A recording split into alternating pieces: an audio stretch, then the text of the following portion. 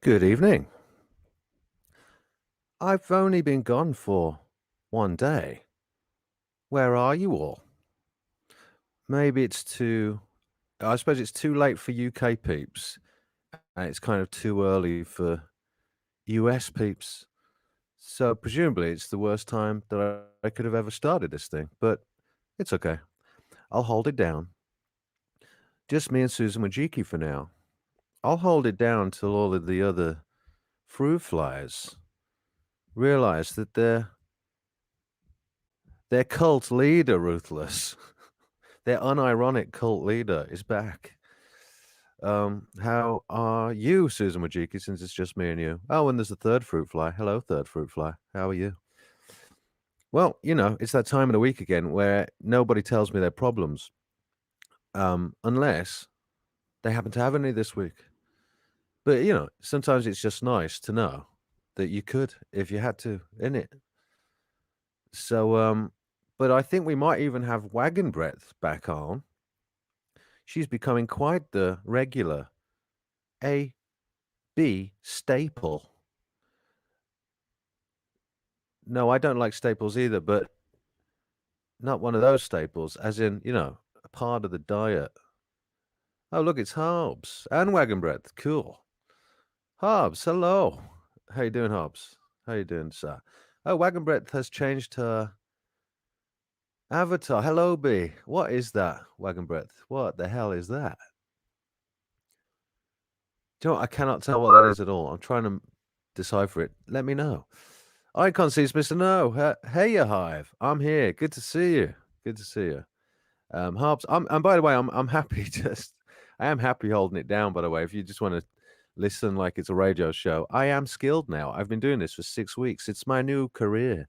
I'm able to talk shit for ages. Have you noticed? Uh, has anyone got actually any problems? And by the way, I was just about to say, I think Wagon Brett might jump on. Um, and I've got a feeling I might be able to coerce her into spilling beans. We might actually get into a real agony aunt couch session. Wouldn't that be good? Hence the little picture, the little thumbnail. See that of a woman with it looked like a stethoscope to me. They were trying to listen to her brain. I thought that was kind of comedic.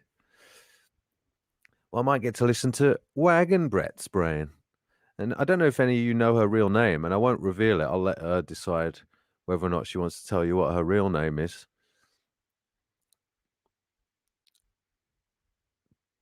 Doreen. Is Doreen a name? It sounds ridiculous. Gladys. There you go. There's one of the most ridiculous old worldy names out there. I think my great, what was she? She's my great auntie or great someone or other. My great great auntie or something was called Gladys. I think she lived to be 99, never quite made the 100, which is very frustrating. But hey, um, would be cool if you jump on, yes, and also if you get on the stream, right? I can see Smith Snow. Might as well spill the beans. I've cleared up everything else today. So that means icons on it. Icons closing down of the farm is going well. That's what that means. I could make inappropriate jokes, but it's true. Word up, bees. Well, I'm glad to see you back, JCL Ohio. We potentially nearly had a falling out, didn't we? Since you thought that I was petty and removing spanners off crazy Australians. No, no, no. Let's not get that fucked up, bruh. Just go and watch any of the backstory between me and Rufus. You'll realize which way round that shit is.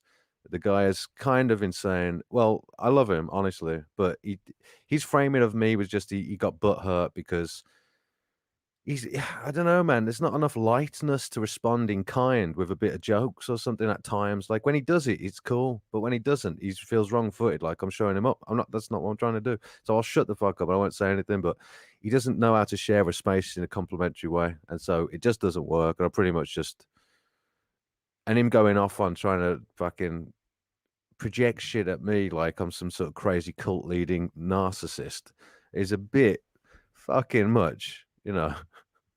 Come on now. It's the true thing. You know what it is? He tars everyone with the same fucking brush. and he's got a weird one with the truth community. He needs to sort that shit out, Ruthless. If you're listening, you need to sort that shit out, mate. I'm only human, Ruthless, but I'm trying to push back on what's going on with the establishment and whatnot, the takeover. But I only know what to do. I only know I'm running on instinct, mate. I don't know what the best thing to do is, but you can't pretend you know what the best thing is. You pretend like the best thing to do isn't to set up another truth channel or something, which I kind of agree with, which is why I've got a comedy angle. But who knows, mate? At the end of the day, these are hard times, and this is why a bit of comedy, a bit of light relief over here. That's what the idea is. So I think we all need to come together, Ruthless. Not in that way, but I'm all for that too. I think we all need to get over ourselves and chill out and try and help each other out. I'm up for constructive criticism, my friend, any day of the week. But that other shit's just like pointing fingers and trying to turn my audience against me or some shit. That's a bit fucking mental, isn't it, mate? So can't be doing that. JCL Ohio, no misunderstanding. I thought he was being a sick, not you. Oh, I thought you might have meant it that way around. Fucking hell, mate. Well, my apologies. Right, I thought that's what you were fucking saying, although it just sounded like you might have thought I was being petty, removing spanners. No, I'm totally with you, mate. Now that you put it that way, yeah, I also saw you could read it that way. JCL Ohio, he has issues, not you, in my opinion. Much respect, brother. Well, I'm not perfect, that's for sure. But all right, we're good, fam. But we were good anyway, and like I said, I'm not into the sycophant shit anyway, so people could think what they want. You know what I'm saying? I don't care. I don't. I don't care so much as it's not, fake finger pointing and stuff. You know what I mean? If the shoe fits, fine, but it just doesn't in my case. I mean, I'm not about that. I'm about actualization. I'm up for seeing my shortcomings for sure. Icon sees with snow. Be right back shortly. Forgot to trim up and water my coffee plant. Ever the diplomat, Icon. Ever the diplomat. Wagon breadth. Oh, I am ready to jump on. It's perfect. All right. All right. Well, I'll send you the link now then. Good. And you know what, guys? I might even do a bit of a really shit face reveal tonight because Wagon breadth was trying to see my face earlier. And so I finally pulled the old bit of gunky, what do you call it? The old bit of gunky duct tape off the cam that I've had on for years because I don't want the FBI knowing literally everything I'm up to, planning with my world map behind my head, whilst I don't know, planning the pushback or some shit. I don't know. But yeah, I finally got that gunk off the fucking camera as well, and it's a horrible camera. It's an old what you call it, Apple laptop or whatever. But yeah, and it's a very dark, dingy room. It's a horrible setup. But I just thought I might, just for the novelty, show you my horrible setup and what I'm actually doing and how I'm just leaning in on a laptop on my bed. It's quite funny. But I thought I might say hi. I mean, why not? We'll see what happens. Wagon breadth. Oh yeah, she's coming on. That's good. I've sent you the link, honey. So in your own time, basically, you can chill for a minute, but it's there when you want it. JCL Ohio. I come here for community and laughs, not that shy. Yeah, you good, man. We good now. We good, fam. I promise you. We all good. Yeah, exactly. And I might have been a little harsh to Wagon breadth the last time. So if anyone thought that, I have made ample apologies to her. I was like, maybe I bit her head off a little too much, but it was more because I wanted to make a point and go on a rant about that thing. I think you could tell I already had an opinion, and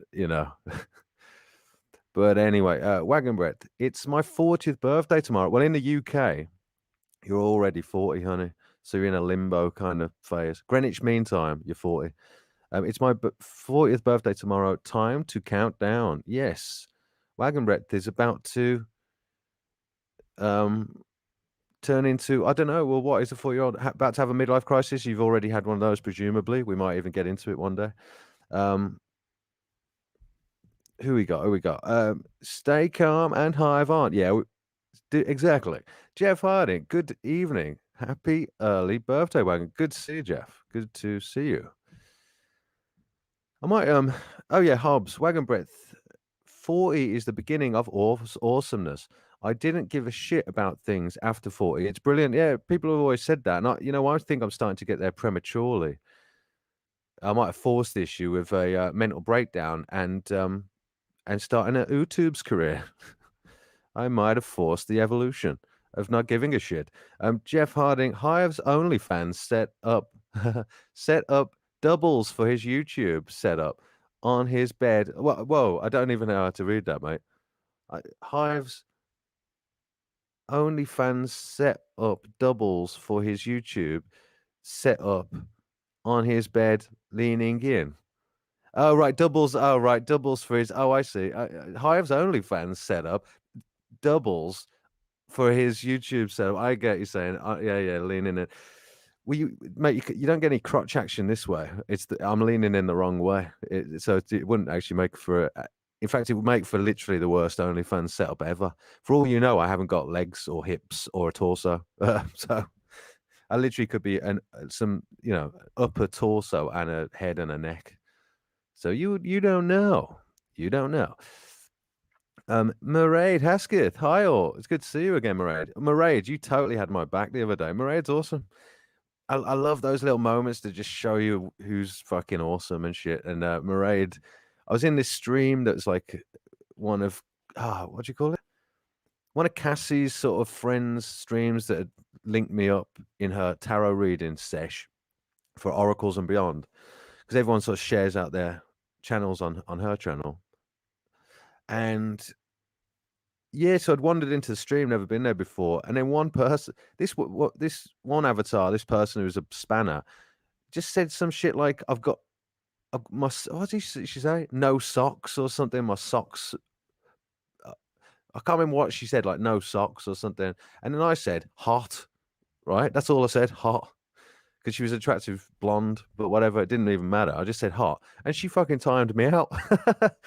Man, and everyone else found it hilarious. Like everyone else thought it was funny as fuck. But yeah, although there was a sort of culture of not wanting to sort of it doesn't matter. And then anyway, Mairead totally got my back. And then the person in question realized I was not like, well, that I was a total degenerate, but I was a friendly degenerate, and that's different. So we're friends now, and it's all good.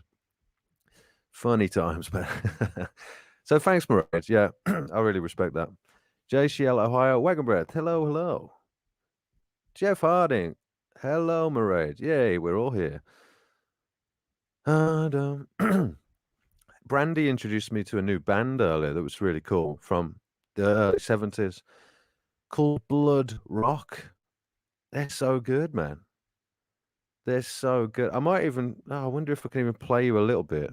Oh, what's she saying? Mairead says, no problem, and thank you for the spanner. Did you get a spanner out of that? Oh, for the spanner here. Yeah. I thought I'd already given you. Oh, yeah, I might have forgotten to give you the spanner. I meant to give you the spanner before the last time, Mairead, because you deserved it already. But I just forgot. Yeah, nice one. No worries. Oh, Wagon's here. Look, it's Wagon. Hello, Wagon. How are you doing, dear? I'm good. How are you? All right, man. All right.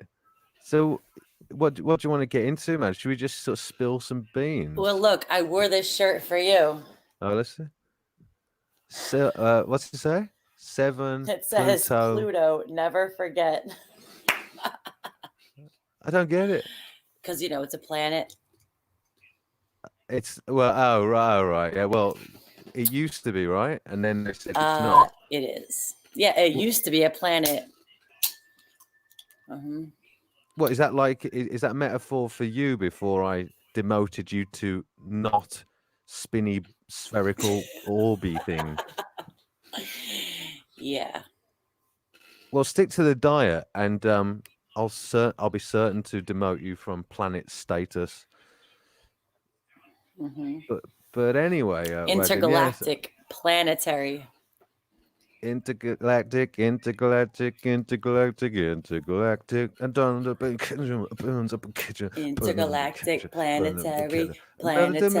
intergalactic. All right. Well, no, all it is it doesn't sync up. I wish we could actually sing along together, but yeah, it doesn't. There's always a stupid delay, so it doesn't. Jazz and Ewald, that's our team. Step in the party, disrupt the whole scene. When it comes to beats, well, I'm a fiend. I like my sugar with coffee and cream. Coffee and cream. Keep it going, keep it going, keep it going, full steam. Full steam. Too sweet to be sour, too nice to be mean. From the tough guy style, I'm not too keen trying to change the world on the plotted scheme. Intergalactic, Gonna shine like a sunbeam. Anyway. Very good. There you go. That's a copyright strike right there. No, it was a terrible version, so they won't even hear it. No, it doesn't matter. I mean, I'm telling you, they're that bad. I'm not even joking, by the way. Like that, I'm not even fucking around. I'll let you know later about that. But I know that. All right, then I won't show what I'm drinking. Yeah, well, don't do that either. Bullvine semen. Yeah, bovine. It is. Bovine it's semen. The Scarlet Bovine. Oh wow, sexy bovine, sexy cow. JCL Ohio Icon. I worked for an air survey company that used Zeiss camera on our phone. That's cool.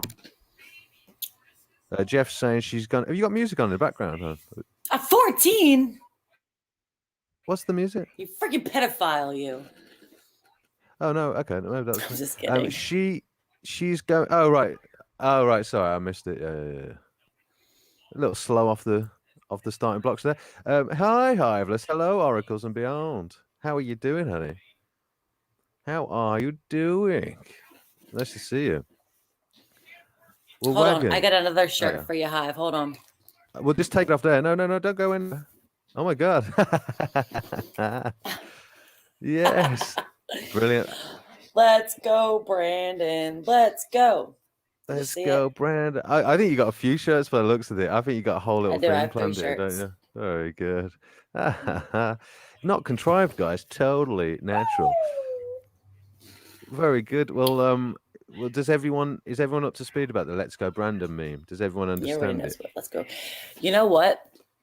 I heard they were going to hijack. I heard that the left was trying to hijack "Let's Go Brandon" and sort of assimilate it to this disabled Brandon character.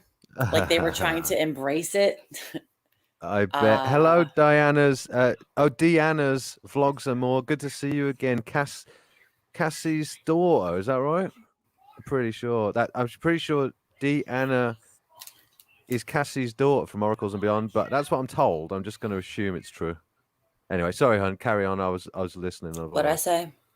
You said that the left is trying to basically use say that Brandon is a Biden disabled administration. It's so cynical. I heard this is rumor that they are attempting to hijack the "Let's Go Brandon" and try to make it something that it's not. Whatever. Yeah. Well, this is what I say to that. Exactly. Oh, what the left is lying and stealing and fucking being evil. What a surprise. Because they're robbing and stealing. That's more Beastie Boys. Oh, right. Well, I absolutely love the Beastie Boys. I'm total casual. Total casual, but they're awesome. Saggy Paw, missed you. How you doing? Good to see you, sir. Oracles. Yes, it's my daughter. Oh, right. It really is your daughter. Well, not your daughter, but your daughter.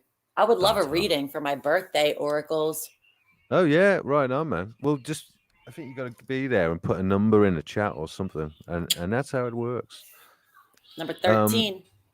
Well, all right, Wagon, let's do this. It's the Agony Arms. Oh, Chris Jarvis is here as well. Hello, Chris Jarvis. Actually, Chris Jarvis, while you're here, did I make you... Oh, let's make you a spanner. Sorry, Chris. I apologize. Here you go. Have a spanner for no reason, Chris. I'm normally a bit more proper about all that shit, but... Because it's my birthday. Just have one because... birthday. Exactly. That's why. Well, all right. So what was I going to say? Wagon, let's do this. I think you've had some recent relationship issues, and I think we should get into it for the sake of the people, so that they can vicariously heal their hearts of sorrow and rejection, vicariously and by proxy. I went from all the way up here to my excitement level, past my excitement level, to I don't know. to going back on. Oh, well, can we say that? What your actual response was, or can we not say Oracles, that? my birthday is tomorrow. Yeah, Right. How much can I get into that we were talking about earlier? you can get into all of it. Even the sort of reaction to jump back on the site and do stuff. You see what I'm saying? Yeah. Mhm. Right. So she went from super high and super like into John, into the guy, to being like, you cowardly, weak, wretched excuse for a man. I'm going back on the dating site because, and oh, he's actually enabled his profile again. Well, I'm just gonna have to hook up with a bunch of men now on the dating site and just sort of get all their numbers and look for a real man with even some real though balls. even though I confirmed that he didn't go back on the site, but it Yeah, doesn't even though she matter. then realized that she was wrong about that, but now she's got two new prospects that at least have balls. At least one. I don't know. Honestly, I don't know. I've already talked to them a couple times since I've talked to you. Right. I don't know. But Well, still, none of them are gonna be me, honey. But don't let that stop them having a chance. It's not fair. Not all of us you're could be right. me. You're It right. is true. But I am a great measuring stick, literally and So, metaphorically. right, mate. That's what I'm saying, Hobbs. His loss. You know what? It's not even okay. You know what? It's so difficult to No explain. joy in soy whack. Saggy Yeah. ball. She's had enough So where's soy. your face? Are you gonna come on? Or am I gonna talk to Oh this shit. bee all night? Yeah, well, potentially. Yes. I'm sick of looking at my own face. Ground control to Major B. There you are. Much better, mate. Rock and roll. Much better. Now I actually feel like a normal person.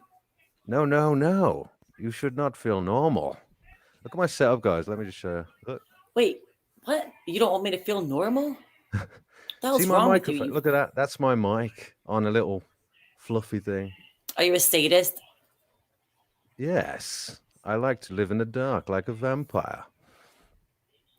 Yeah, me too. But look, I took the risk. Risk factor. Yes, well, here I am. Fucking hell. All right, good. I'm doing it. I'm actually on the television. Good to Happy see you, birthday folks. to me. Fuck you all. Now I'm giving shooters some material. Shit. Can I be the bee again? I'm scared. Who cares? Why do you care? I don't really If care. It's if anybody doesn't care, it's you. right. Well, I actually don't care in truth. I Oh, know. look, it's Hell So 21. Look, hell, this is what I actually look like in real life. let's pretend we don't care, because we don't. What's up, Exactly. Hell? Yes, I don't care. I don't care. Hell 21, good to see you, honey. How are you doing? Look, total face reveal. Peace out. See the way I'm sitting? See the way I'm just leaning in? What the? Stay still. I'm staying still. I'm here. I'm not used to it. It's freaking me out. I got to think of more and than I'm one used to it, thing. right? Come on. But maybe I should be the Joker so everyone can see what I was No. actually doing the whole time. Don't you dare. Okay. Oracles and Hiveless. Beyond Hiveless. Yes, it's really me.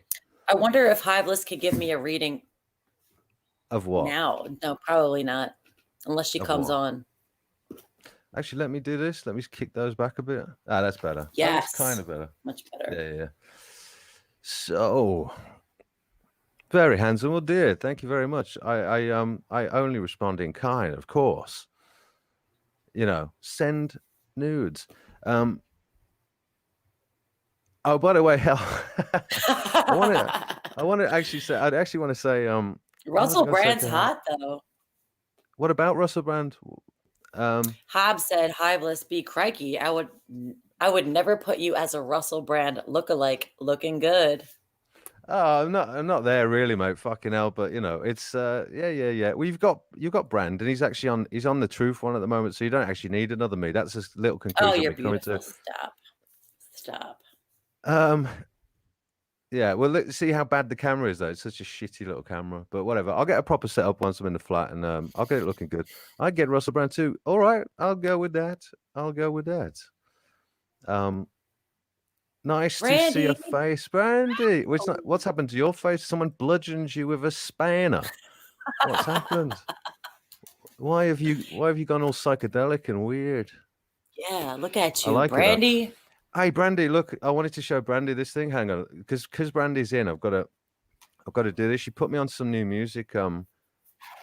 What they call blood rock or something. Let me just play you a little bit because it's my new favorite band. I didn't know that this instinct for rock existed that early on in our musical history in the early 70s, but it's the same instinct that Queens of the Stone Age use. I love Um, Queens of the Stone Age. well, right on, me too. Check this out, man. Let me just play you a little bit of this. This is cool, man. I'm into this. Totally into this. So, Brandy, one of my new favorite bands. Thank you. Oh, there it is. Let me see. Okay, here we go. It might not play very well because can you hear that, huh?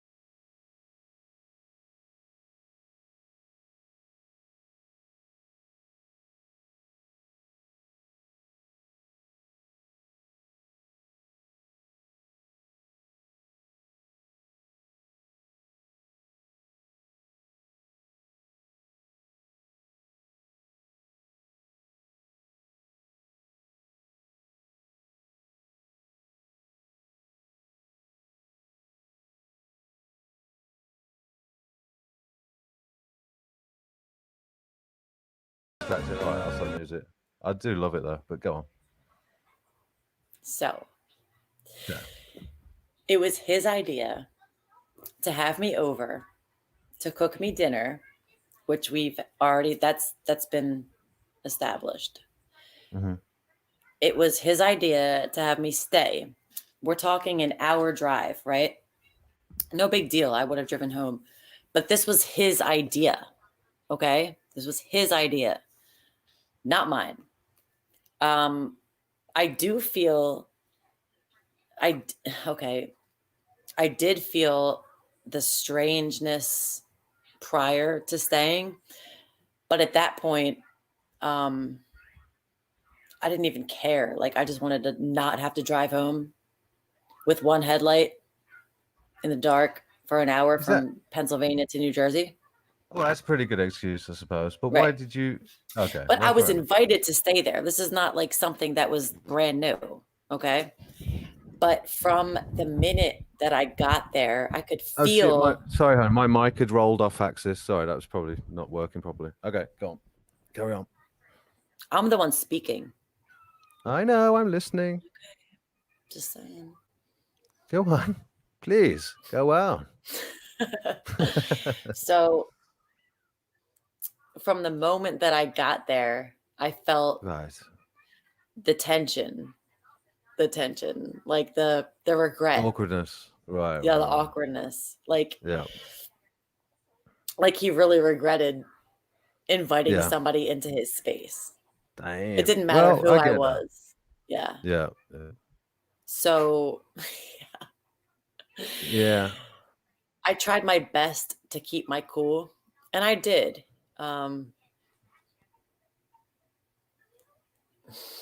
It just, I don't know. Mm-hmm. And like I said before, he sort of not apologized, but he said that he felt weird. Yeah, hang on. Jeff Being Harden's got a weird. good theory, actually. I think that All might right, be it. let's see. Maybe he has a Well, tiny maybe. weenie, Right. and it's just he got too close to the shagger moment. He felt like someone called his bluff, and he was holding a pair of Jesus. Yeah, exactly. Possibly. Yeah, it's like I told you before, I feel like he felt some type of inadequacy that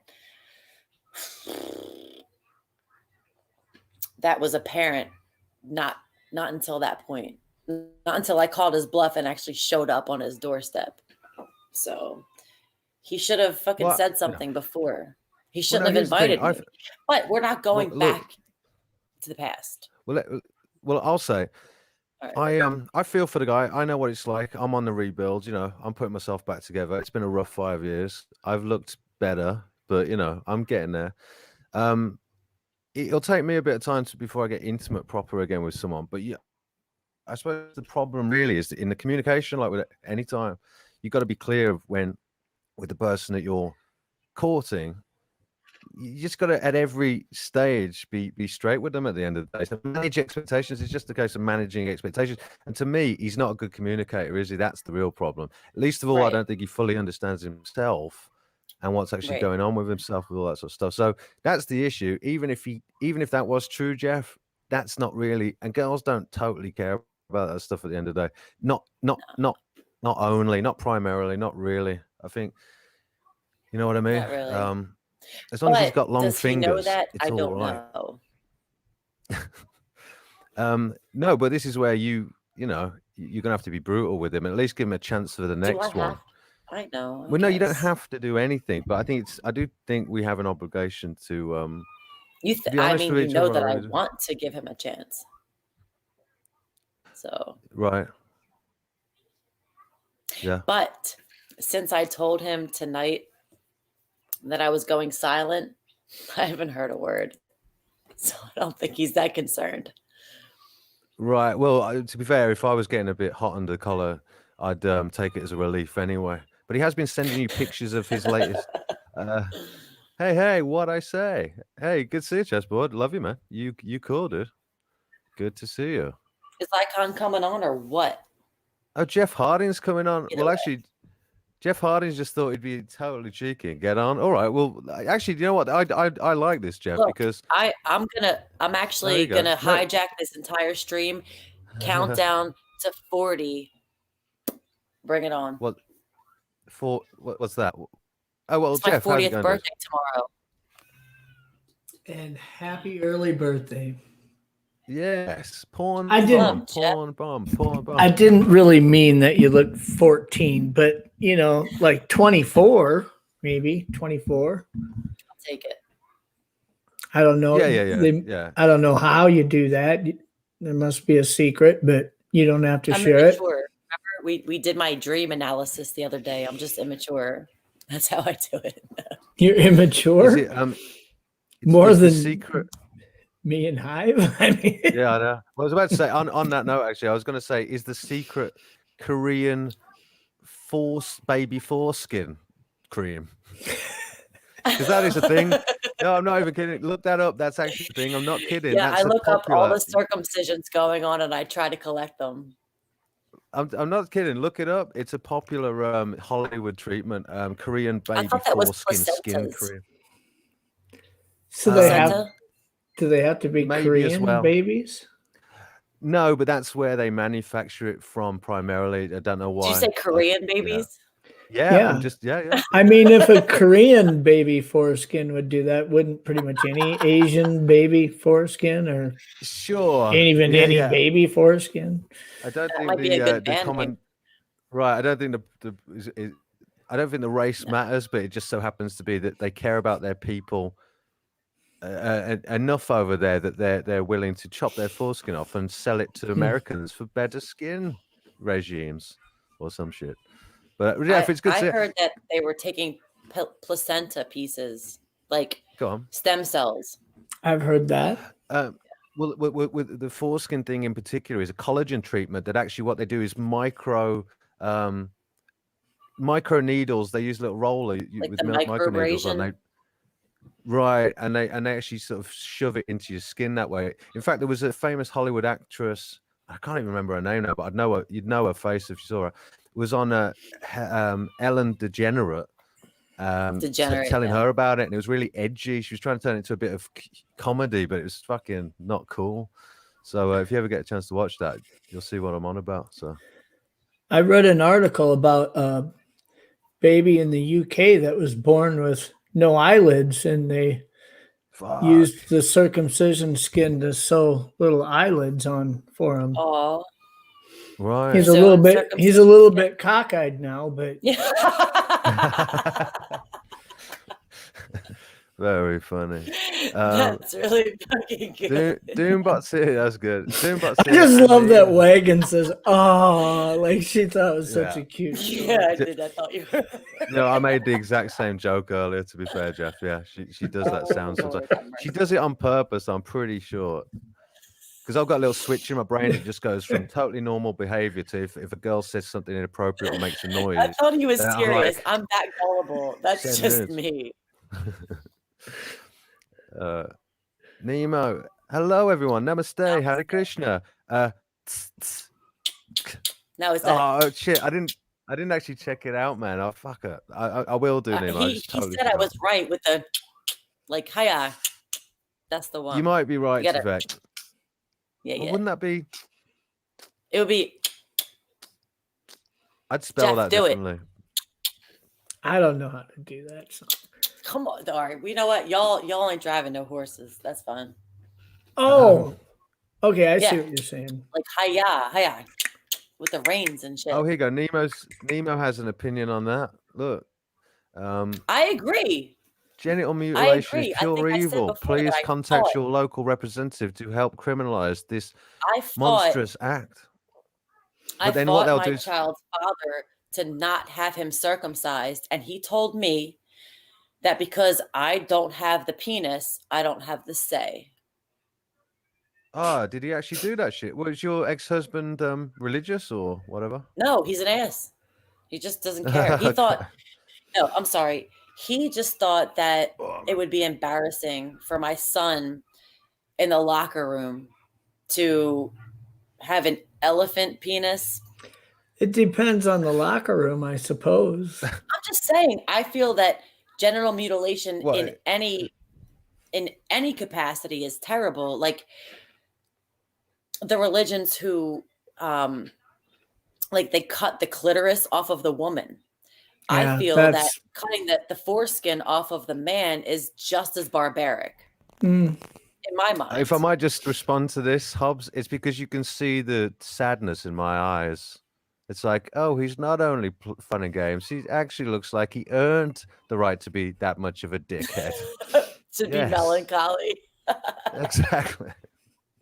But thanks, bro. You're melancholy. Well, I might just say, yeah, as long as the locker room's in Tel Aviv, you might be all right. But no, that's such a stupid. That's an Americanism, mainly because there's such a Jewish presence in America. I'm not got an opinion either way when it comes to the Jewish culture, but I'm just saying that because there's such a presence there, and an infiltration of opinion into the media there, what they've done is really work on the American mindset about regarding you know, foreskin removal as it might pertain to hygiene and all those sorts of dumb arguments. Yeah. Total bollocks. Do you actually? I agree. So to be fair, you know what I could say? I could say you might as well chop your legs off because there's less of you that needs cleaning, so that's better for hygiene. Listen, I heard that it was done to stop. Nemo says you did it correctly, so right. Okay. From masturbating. Okay. But listen, I did my research. I actually talked to men who have not had their foreskin removed, and it's actually more painful to have sex for the first time with foreskin because I heard that it rips back. So if anything, they're giving boys more liberty to have sex less painfully when they take their foreskin off. Right. Oh, Jeff, grow up. I'm not laughing at you. I'm just, I've never heard this. I've never heard that analogy before, I guess. Yeah. I heard that the first time that a man has sex, if his foreskin is intact, it actually rips back and can bleed. And it's actually a deterrent.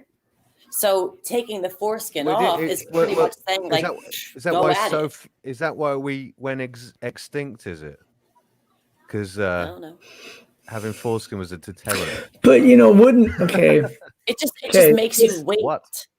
How many guys are having sex for the first time without jerking off about 1,000 times prior to that? Right. Right. But it's an entirely. So with the foreskin, it's more lubricated. It allows you to probably do what you have to do without fully retracting the foreskin. You know what I'm saying? Mm-hmm. Like you can probably stop. You could probably reach your end goal without completely retracting, is what I'm trying to say. Look it up. I did my research before. No, because I did not want my son to go. I didn't want his penis to go under the knife. I wanted to ask a question, but I didn't want to ask the question. But now that you've said you've done the research, I'm going to ask the question. Have you ever been with a guy who was a virgin? And was there any look of pain in his eyes? So, but you're saying a virgin with foreskin. That's different. Yeah, no, that's what I mean. That's what I meant. No, but I have been with someone with foreskin who was a virgin at one point with foreskin, who told me about it. Okay. Hoodie or turtleneck, the choice is yours. And yes, it's just yes. I have done my research. I've asked questions, Jeff. I'm not going to say that I've asked questions, but I've been in a few locker rooms, I guess. So I mean, so you've seen a few hooded rats. Well, depending on the locker room, the ratio of one versus the other may always be different. Just depends. Like I said, the American psyche. I'm going to make the point again because you haven't picked me up on it. The American psyche has been really worked upon by the sort of sensibility of the sort of Jewish mindset as it might pertain to their whole approach to that thing, which is fucking insane because it's genital mutilation, whatever way you want to fucking dress it It up. is. It's not good for hygiene. In fact, it can actually lead to sores and whatnot as well. So You're that's taking a nonsense. knife It can to a little boy's penis. It can Okay? also lead to That's the first thing that they have to deal with when they come into this world. That's fucked up. I'm sorry. And I'll tell you, it does cause discomfort for sex, no doubt about it. I mean, I know that anyone who's got foreskin, which is totally fucking normal, so it shouldn't be the other way around. This shouldn't be joked about. That's all part of the mindset, the work that's been done on the American mindset. We don't quite have the same presence here, so we don't have the same issue. We all know it's fucking normal to have all four fingers. You know what I'm saying? So it's a nonsense. That's how God made us. We could say that, you know, we should let babies walk around with a foot of belly button hanging out too. You know, why trim that up? No. Well, no, but that falls off by itself anyway, doesn't it? You have to do that to take it from its mother.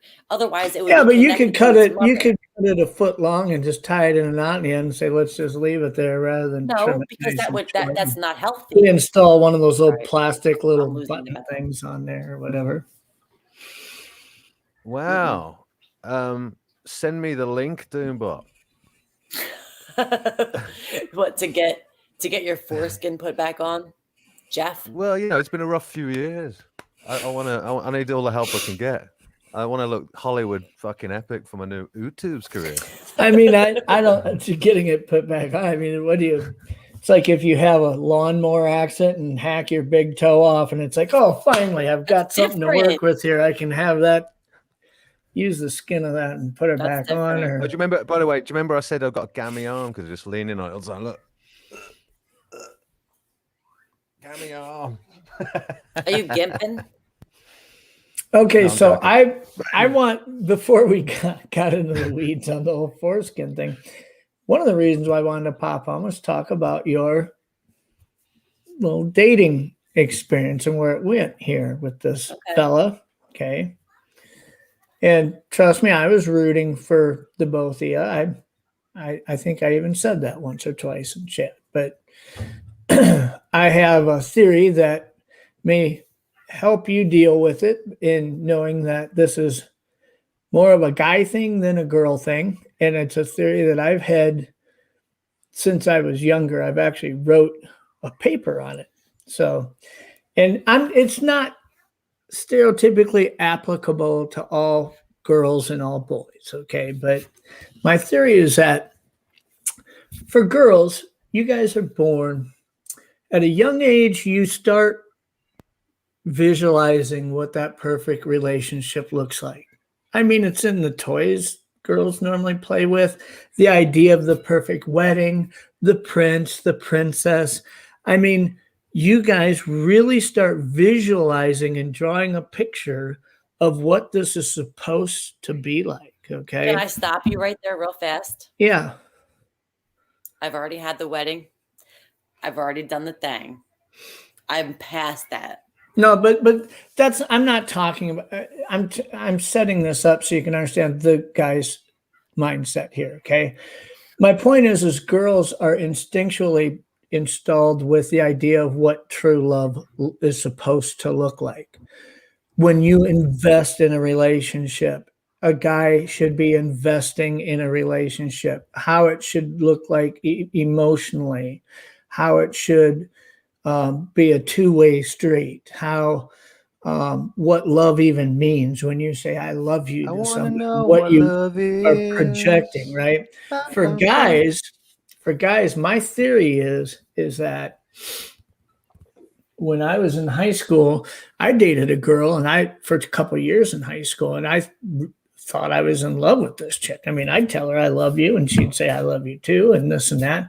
And yet on the weekends, on Friday night, she'd say, what are we going to do? And I'd say, I've got to go with my family out to dinner with my grandma, and I'll give you a call when we're done. And 5 minutes later, I'm cruising around with a couple of my buddies.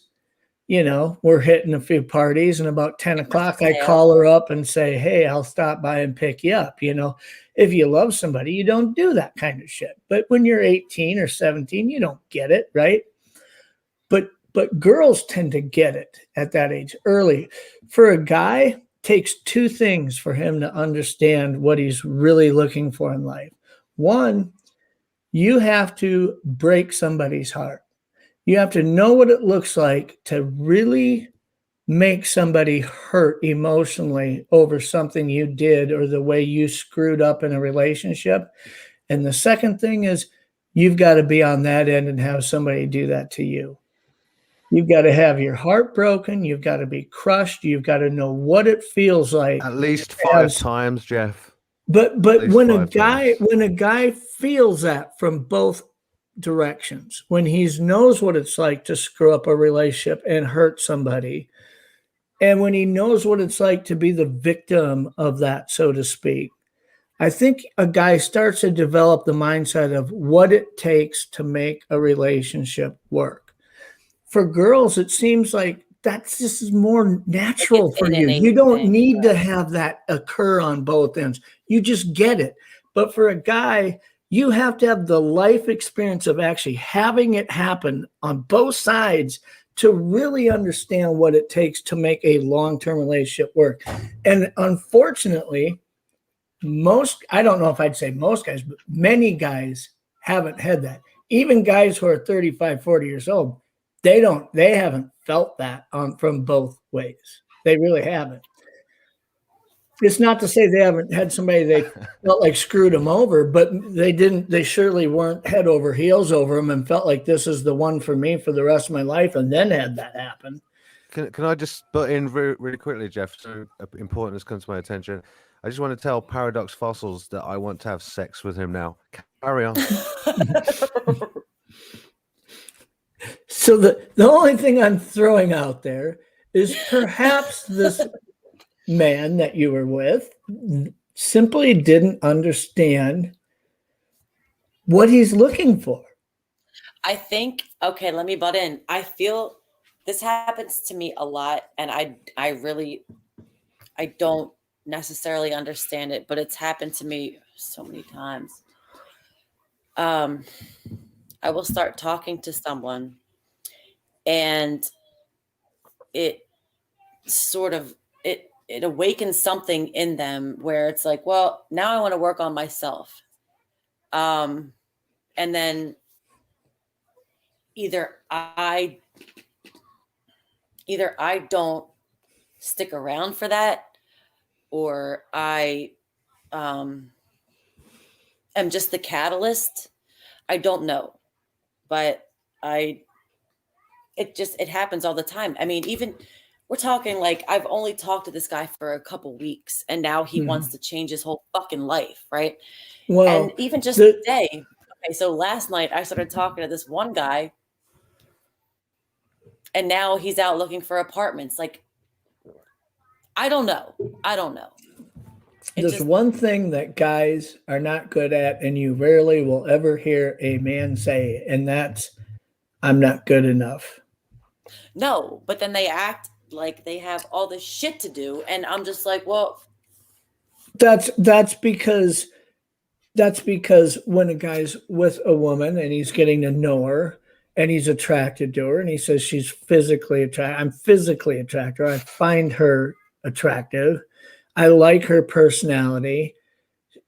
So some then he guys wants to be a better person. Well, no, but the more value that I build, the more value that I would build in you and say, man, she's really a catch, right? This is really somebody that's special. It may reflect back on me and start making me feel like I don't know if I can be that same for her. That's it. But a guy isn't going to say, honey, let me just tell you straight out, I've just come to realize I may not be good enough for you. A guy isn't going to admit that. It's not in the way we're made.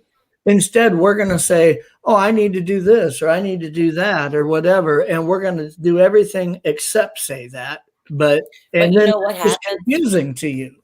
What happens is I end up either losing interest or being put to the side. Like I become sort of the catalyst and not necessarily the end game. If that makes any sense. So I'm making all these guys want to be better people, but you're grooming them for the next girl down the road, which is fine. That's true. Which is fine. Yeah, I mean, if they actually better themselves, people, if they grow up a little and mature a little and through all that through the experience, good. That's great. Yeah, they became a better person. But I can see where you're frustrated to the point where it's like, look, catalyst to other people's relationships. Like, I don't want to do that anymore, right? Well, I might as well be paid if I'm going to be a fucking therapist. I thought you were going to say whore then. What'd you say? No, don't ask him. Don't ask him. Don't worry about it. Totally fine. Okay. Anyway, I'm on my soapbox. I will say this as genuinely as I can. I'm sorry that you had to go through that again. I go through it all the time, though, so it's just part. It doesn't mean that it's supposed to be easy. Then just because it happens a lot, right? It's not. Thank you. Yeah. Yeah. Well, look. And I have the shirt that complements your shirt. I smell commies. Wait, I have another shirt. Hold on. All right. Yeah, if we keep playing this game, it's going to get interesting. I don't know how many shirts she has. I'm hoping she lost count. I hope she forgets and gets it wrong. It says, "Freedom over coercion, no mandates." Wow. Nice. So I was. That's the last shirt I have. I was just going to say, Jeff, real quick. She rocks that in school. Can you believe that? She just rocks those shirts at her school. I saw her wearing them earlier. I was like, whoa, good for you. So I had an idea for this is so weird. I don't know what your living situation is in the UK, Hive, but do you ever mow the lawn? No, but basically one of the skagheads takes it upon themselves to mow the lawn. How about you, Wagon? No. Yeah, a little more rural setting. Yeah, I used to be a lawn mower. I used to be in landscaping and tree service. So my house, I have like 2 acres of grass, and I ride around on my little riding lawnmower.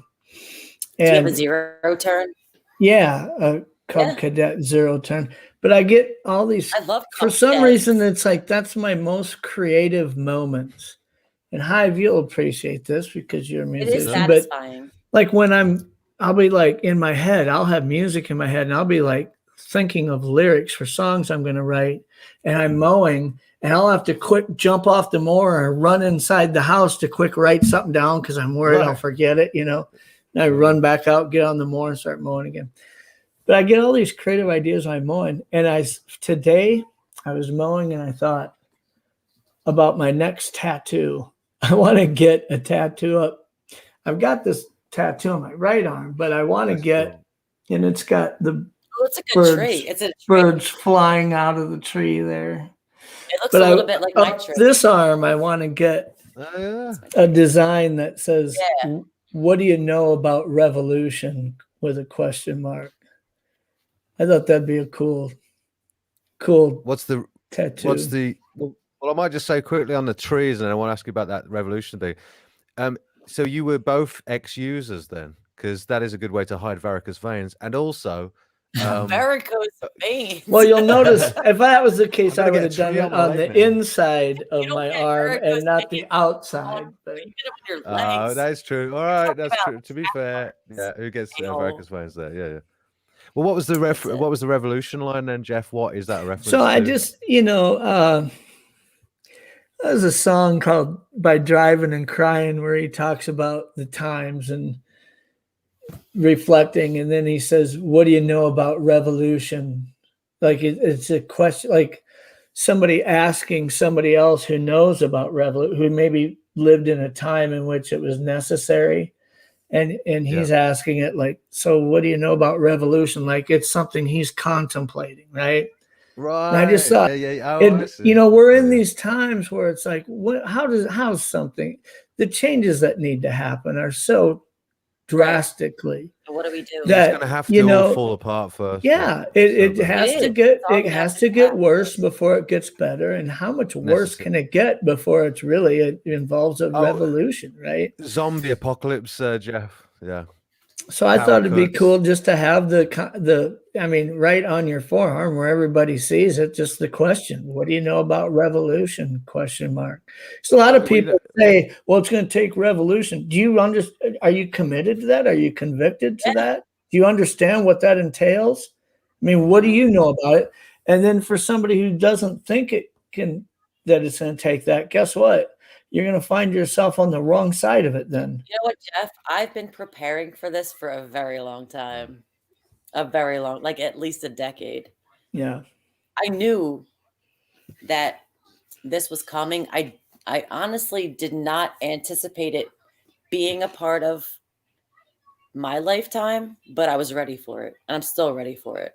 And so bring it on, The song I was Yeah. talking about by Brandy's Driving saying, Crying, the verse actually says, "What do you know about revolution when all I was taught was patience and waiting and making a statement?" And it's like that's all no. people do. They get on fucking Facebook and protest things and talk about it, and like that's supposed to make a fucking difference. So you type something out so that change is inevitable now. I mean, it's bullshit. Well, the And the only thing people to on say on that. Facebook, anytime I've ever Right. posted anything political on Facebook, So it's still they working. don't like it. So I might just say, well, to be fair though, Jeff, I hear you, man. You don't want just these keyboard warriors, but it is a step in the right direction. Well, And sure, to it's say, awareness. well, and it does affect the conversation. I mean, look, I'm trying to do this because at the end of the day, we're not at the point of literally taking up arms. And look, at the end of the day, the globalists have an absolute monopoly on state power. They just do, on coercion through state force and through force, essentially. So there's just no way of winning an actual kinetic war against the globalists at this rate. Unless the military started to actually literally have a proper revolution, like in Myanmar or whatever it's called. So, you're right. It does need to start from that point of view. And look, we'll see what happens. But I agree with you. The real revolution, like they said, won't be televised. It will be internal. It will be a shift of consciousness. So if we're talking about that sort of revolution, then I can get on board with that. And then in that sense, it is about shifting perception. It is about messaging and that sort of stuff. Yeah. That's what my take on it. Yeah, I mean, you've got a government that thinks it's in control, but the ultimate way that they would enforce any control would be through the military. And Yeah. I know Or police, the unit that I served in, the 1st of the 502nd from the 82nd Airborne for 6 years, they recently did a survey amongst that company or that brigade. And they came up with the fact that 92% of them said that they would not follow an order to disarm American citizens. good. Now, 92% of one of the most elite fighting forces in the country won't follow that order. Who does this government think they're going to get to fucking enforce it? Well, can I actually answer that There question, isn't Jeff? anybody that would enforce it. Well, I actually think there are, Jeff, and let me tell you, it's the revolutionaries, it's the woke ones. The generation they've been. If you notice, there was a defund the police campaign, especially taken off in California and all the blue cities and whatnot. Essentially, what that is the groundwork for, and the whole woke movement is the groundwork for, and the green agenda, and the the right or the the true legitimate liberal, revolution that's trying to take place, which was what the Trump, getting Trump in was all about.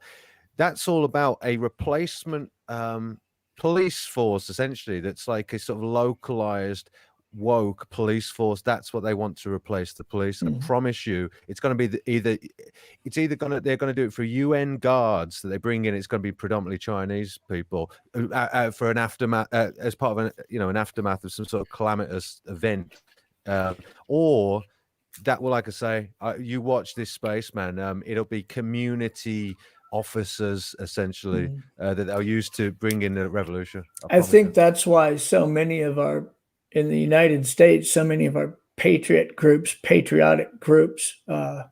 militias, if you want to call them that, they exist in every state. They exist in almost every county. And the relationships that they build with law enforcement are almost strictly with sheriff's departments, because the sheriff's department by county is the last line of defense against tyranny.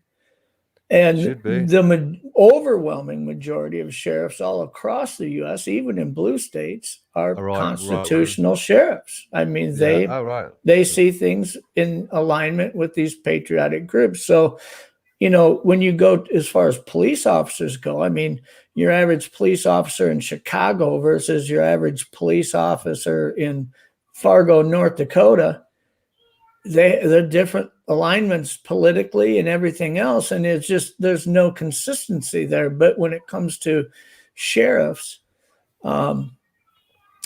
cities can break down. Cities can, mass chaos will happen first in the largest metro areas, but in these smaller, more rural areas, I believe that's where the real fight will happen, so to speak, if it comes to a revolution. And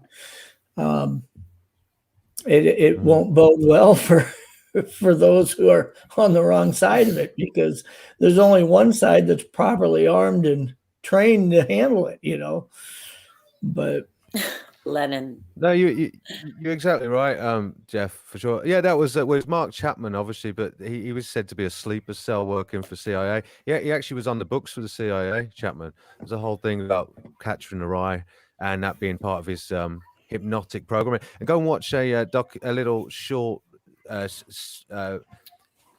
episode that Darren Brown did on actually creating a sleeper assassin who killed Stephen Fry live on stage with actually I'm gonna go packs. grab a drink. I'll be right back. Yes, honey. Yeah, no worries. Go for it. Blood pack. So they actually did the whole. So we know it's possible. We know it's absolutely doable. But yeah, Jeff, what do you want to get into, man? We learned recently, actually, I didn't really drill down into it, but that Icon was also adopted, funnily enough. So we've got 2 in the crew that are adopted.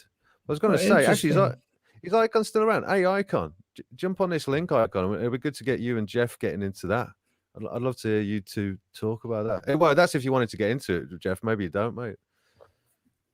Don't have to get into it. Like, I'm an advocate for adoption. It's pretty hard to find anybody who's anti-adoption. I mean, I have one thought that's possibly contentious, and maybe in fact, one does have to be careful these days because they'll use any excuse to sort of shut you down.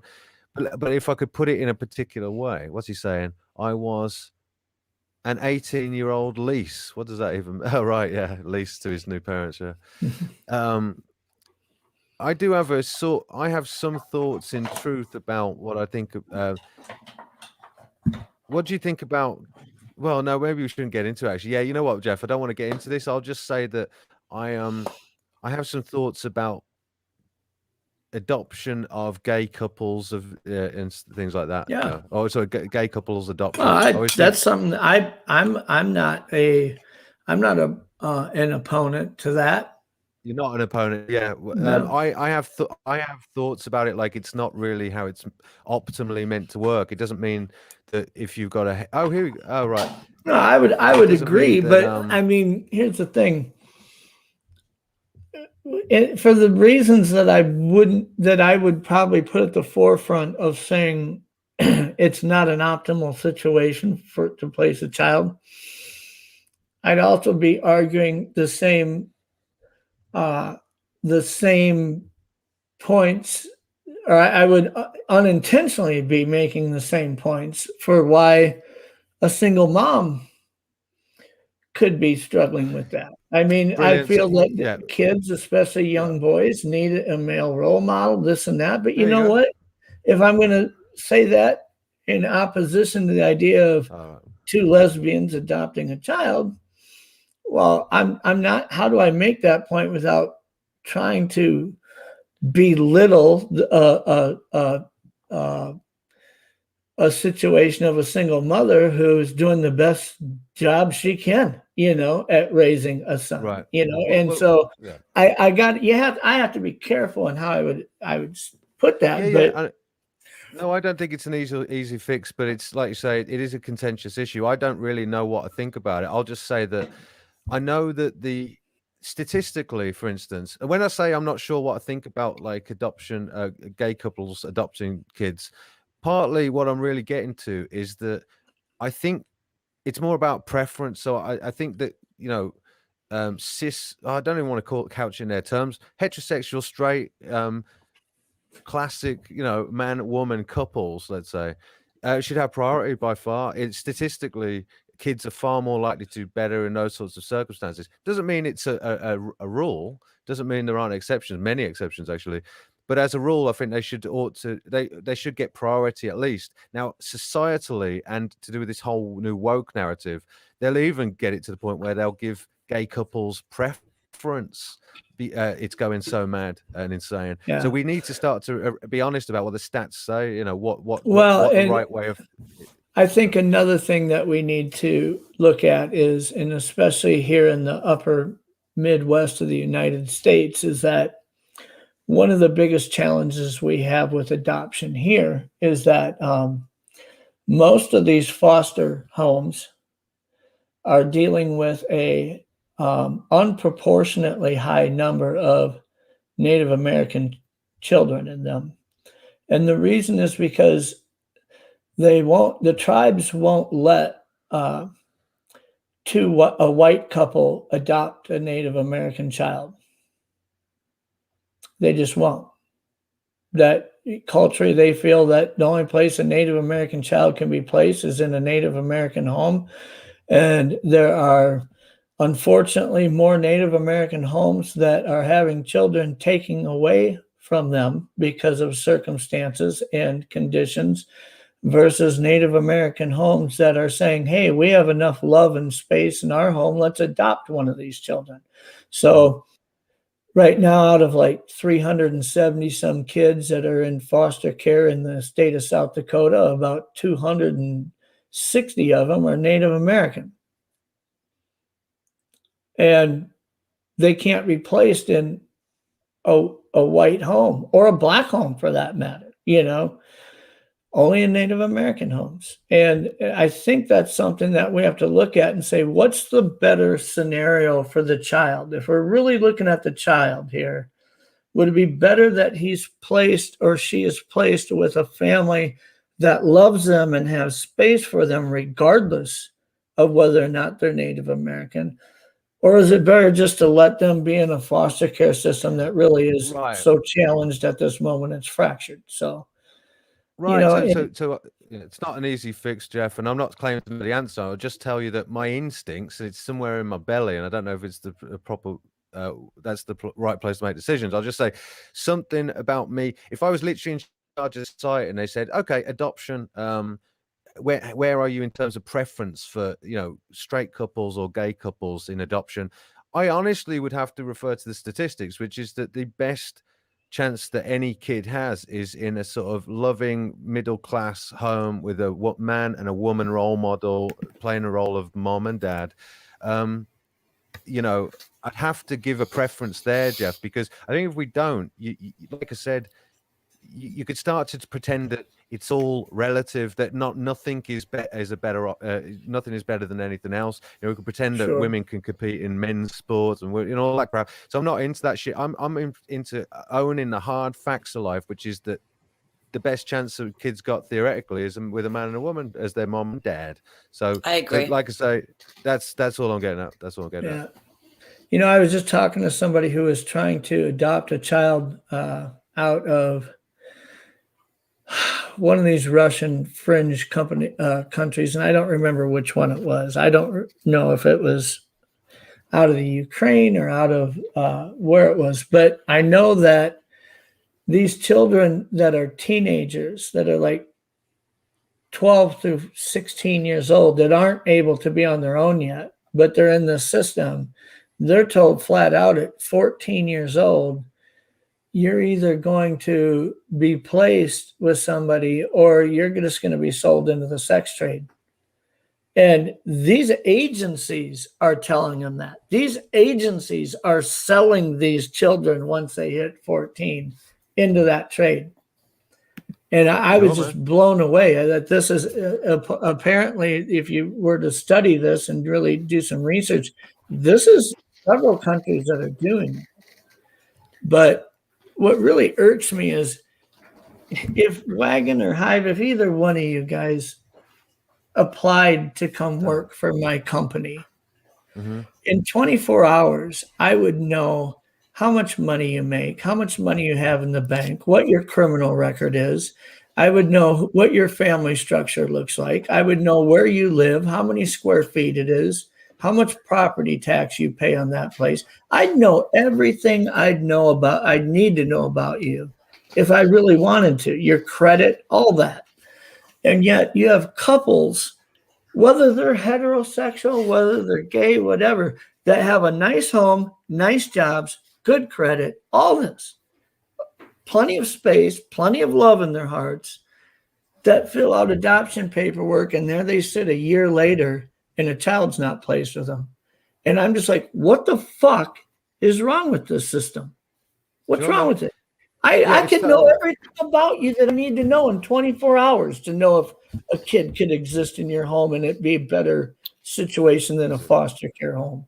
Why does it take a year and you still don't have a kid yet if you're trying to adopt one? It's dysfunctional on purpose for the same reason everything is dysfunctional these days. Yeah.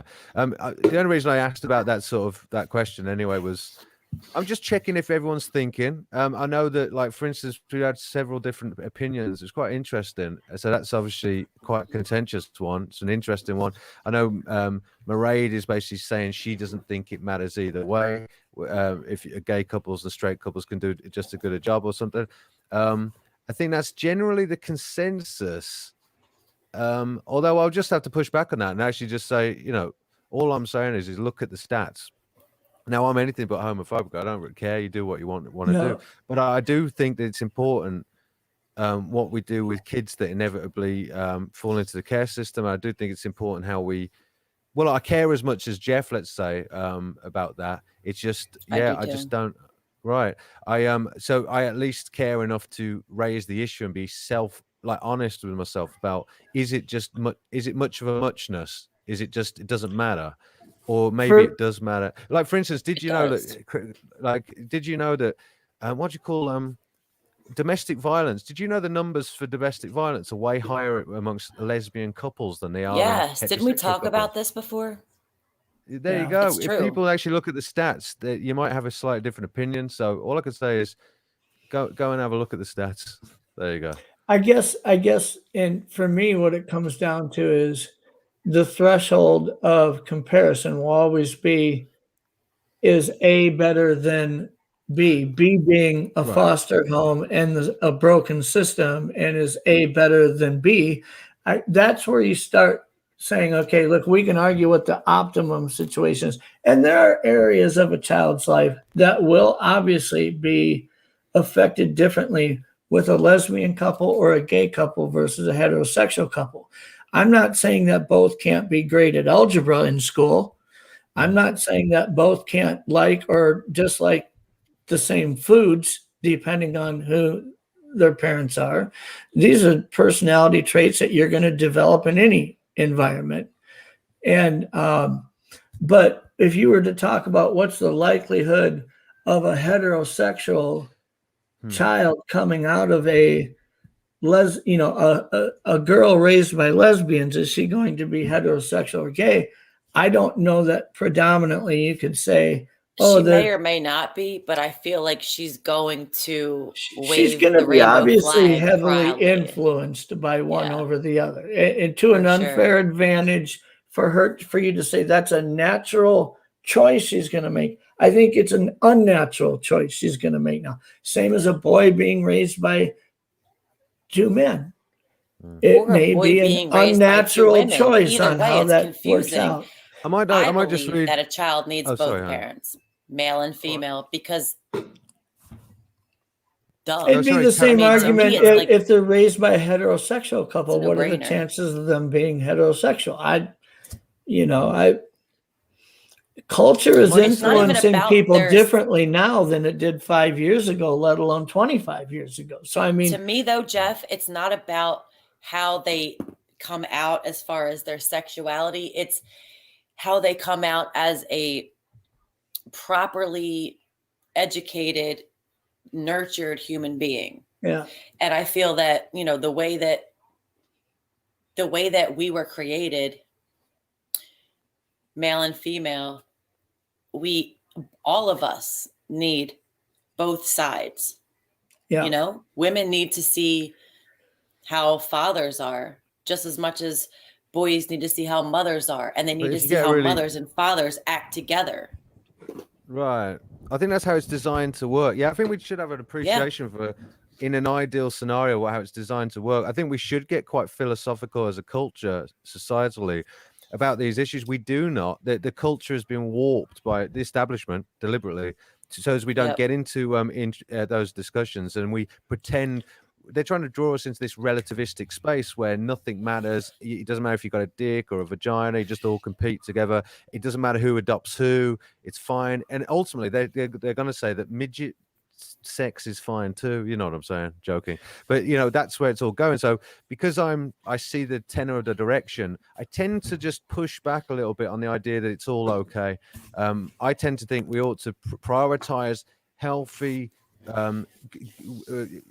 straight couples with a good history and whatnot. And if for some reason we can't find enough of those people, and I reckon if you made the system operate better, you could find more of them, by the way, than we Yeah. currently do. Yeah, then and I'm sure Jeff knows all about that more than I do. Then you might not even get to the point where you know you're not covering it. So that's my thoughts on that. But fuck it. You know. I think that when we're talking about children and what's best for children or what's optimum for children, the problem that we have a hard time being accountable to as adults are the way that sometimes the situations that we put them in, not in our successes, but in our failures, on our worst days. And I say this as somebody who was married for 18 years and we had 2 boys, and my boys are 16 and 17 years old now.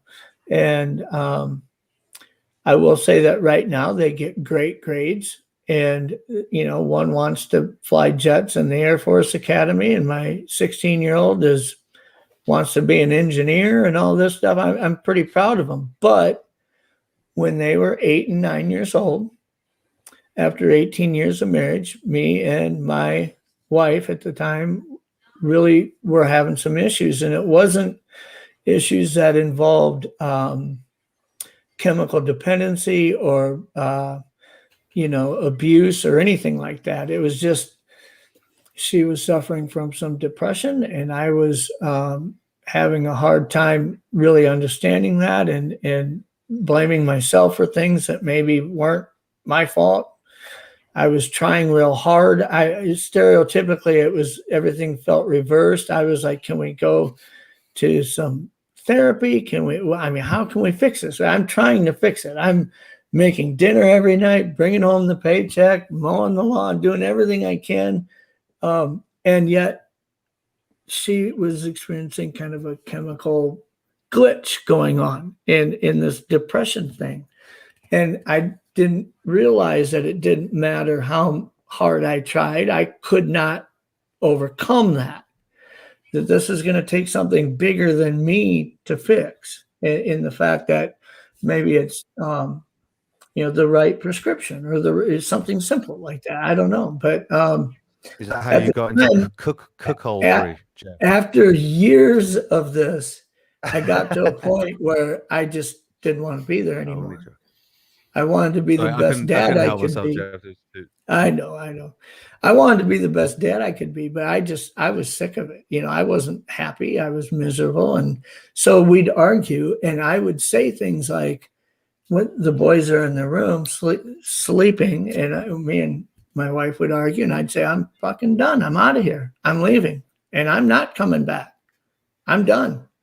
Yeah. And I'm going to tell you, as a combat veteran, I mean, I have been in some situations where stress, being shot at, where you have like you're in a situation where you say, here's my 3 or 4 options and none of them are good, right? I mean, it's like there is no great solution to this predicament we're in, getting shot at or It's pinned down truly or the whatever. lesser of 2 evils. The or 3 evils. PTSD that you experience in combat or can carry on throughout your life from that is one thing.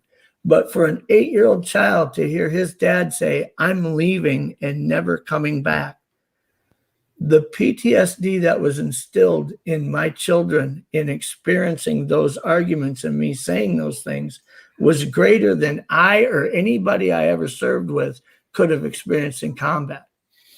I mean, that was a very traumatizing thing for 8 and 9-year-old kids to hear that their dad is leaving and never coming back. And But it took me a lot of repair. It's survival mode. So yeah. But I'm just saying it took me a lot of recognizing what had happened and what effect it had in repairing that. And I think that we've done a pretty good job of that. But most parents don't get the opportunity to fix that. Most of these kids that are with single moms heard dad say that kind of shit. They heard him light the whole place on fire, and they felt they're laying in their bed hearing this, feeling like my whole world is coming to an end and there's nothing that's going to fix it.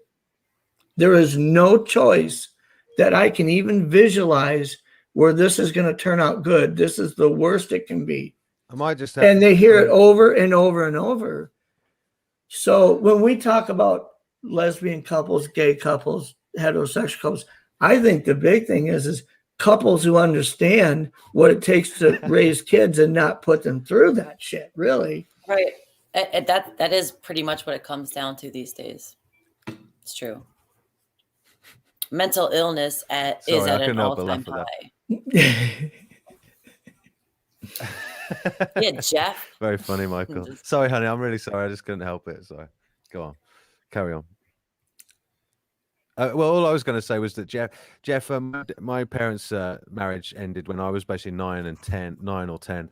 And yeah, it was absolutely traumatic. I had enough more wits about me to know what it could mean. And I suppose perhaps in a bygone time or in actuality in this time to be without my dad's guidance and him being the protecting me from my mom, actually, in some respects, probably.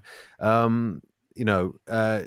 knew it was going to be detrimental. It threw me off for 20 years, that fucking divorce. I've been fucked ever since, and I'm finally getting it together, and I'm nearly 40. I mean, in the case of a woman, that might fuck her whole thing up, whereas I could possibly just get it going on now that I've got a spontaneous harem generating around me now that I'm a famous YouTuber.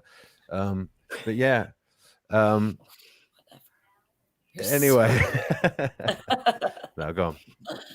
I think that everyone's getting involved. Actually, a lot of people got some good thoughts and stuff. But I might just say this. Let's see what anybody else has to say. Right. I know Brandy said. In fact, let me just quickly say what Brandy said, and then I'll get to Mairead because I know a few people have been saying stuff. Brandy, ideally, yes, they should have both parents, but when one adds nothing of value to raising the kids and actually creates a toxic environment, that's not okay. And the kids are better off without. Sure, and I hear you, honey. And you know what? I'm operating from a sort of idealistic, theoretical first position, so as to write up the rules and preferences. That's how I became a single mother myself, taking my son and I away from a toxic environment. So, yeah. Right, and then we've got you understand where I'm coming from, honey. I'm trying to come up with what the preference is, what the best chance of landing the foster care kids with the best sort of parenting theoretically, as long as society can manage it. So I am working in ideals, of course, but I understand there are always exceptions to the norm, and Mairead says, I have a 15 and 17-year-old, and from me and his father live together. My 15-year-old is in temporary care due to his domestic abuse against me, which have a court case in December. They were loved, brought up, same, Right. That could be a Well, chemical imbalance in the Yeah. 15-year-old. I mean, sure, and a lot of Well- parents. Well, a lot of parents think they did a good job though, as well. I might just add, not to be a total sycophant. A lot of parents think they did a good job, but don't be a I'll throw that in sycophant. there. And you know what, honey? There's so many pressures working on trying to corrupt the kids these days that even if you did a good job, school's fucking them up anyway. So, you know, it's all sorts. Yeah. It could be a chemical imbalance, and it could be many other Well- things for sure. Well, I will say this, and this will speak to the point that Brandy made, and also to the point that you were making, Hybus, about, you know, let's say lesbian couples. One thing I think Right. that every single mom probably shares with every other single mom is that they know, especially with young boys versus girls, the need to have a positive male role model in that child's life. They want that. That's what they search for. When they It's look true. for a possible mate or a next True. relationship, that is the number one threshold that they look at every man with. Does this man somebody that I could see as a positive role model to my son or my Jeff, you daughter? could not be more correct. Okay, but here's the problem. Every single mom looks for that. And I don't know if every lesbian couple would put the same value in that. A Right. positive male role model needed.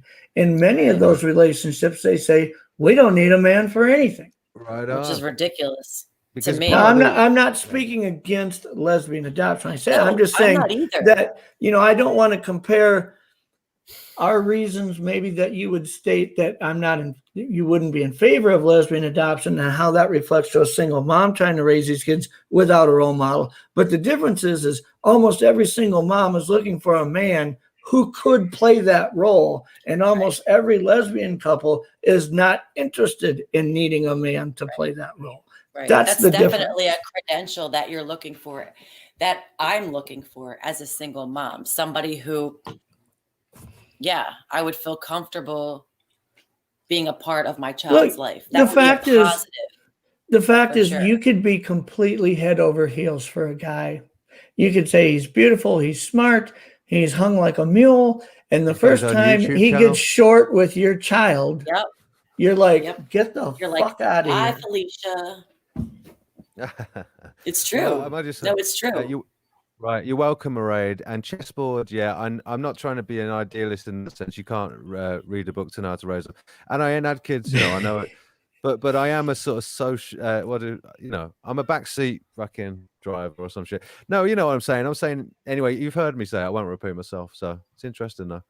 I would flip the script and say you don't have time to read a book while you're trying to raise a child. So, But, to be on the other side of that, as a child who, my parents separated when I was 3, so I never really knew them together, where my dad sacrificed a lot to find a woman who was very motherly, even if he didn't necessarily agree with everything she said. Like, my stepmom is the shit.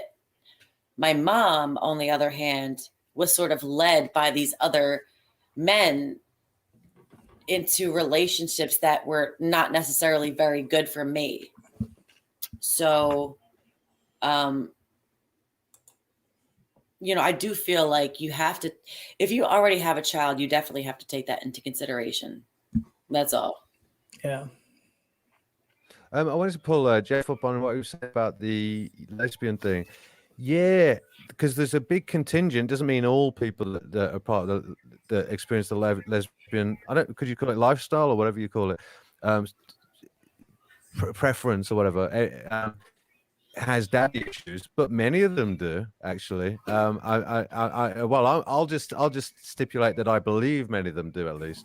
And yeah, so if they might have a distortion against men necessarily due to some sort of bad early experiences with their own dad or a male role model, then yeah, that could absolutely lead to a sort of toxicity in how they choose to rear their kids. Exactly, it's that sort of thing that I'm talking about. You know, the idea that they've changed when it comes to transgenderism. When it comes to transgenderism, they've tried to.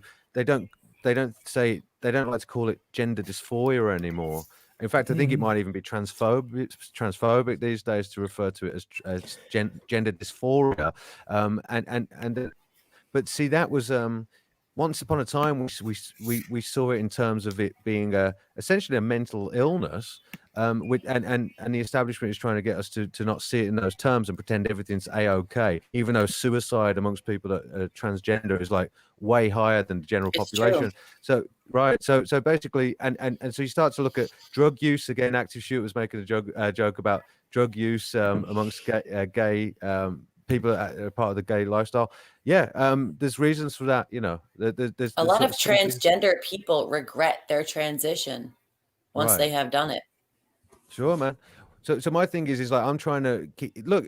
Usually, the most contentious opinion is the truth, especially when society is this fucking backwards. So, like I say, I'm just trying to, you know, hold a tether to something sensible. But yeah, it doesn't mean I've solved the issue. I don't really know.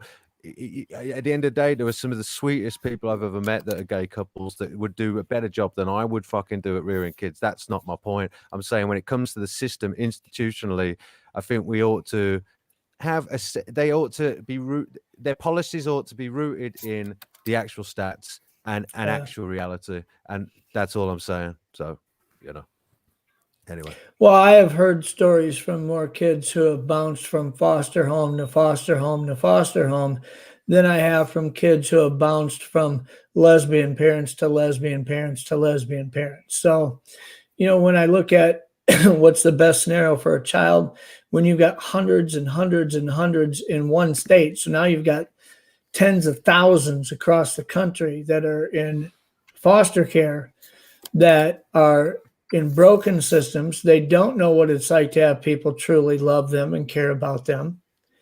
And they have an opportunity to be adopted by a couple, whether it's heterosexual, gay, lesbian, whatever. I'm really leaning towards the fact that if we can verify that these couples have the financial means, they have the space, and they have the love and the capability to provide something better than a foster home, Sure. I would advocate for them, regardless And of if it was a lesbian couple. perhaps But they that's could get not. some counseling. But that's not saying that I wouldn't also argue that a heterosexual couple that in the right ideal situation and a lesbian couple in the same situation, that one isn't better than the other. And I think we're in agreement with there. Absolutely. Yeah. I agree. But perhaps the lesbian couple or the gay couple could be offered some extra counseling on the need for the other sex to be involved. Well said. Right. And in the same aspect, a heterosexual couple,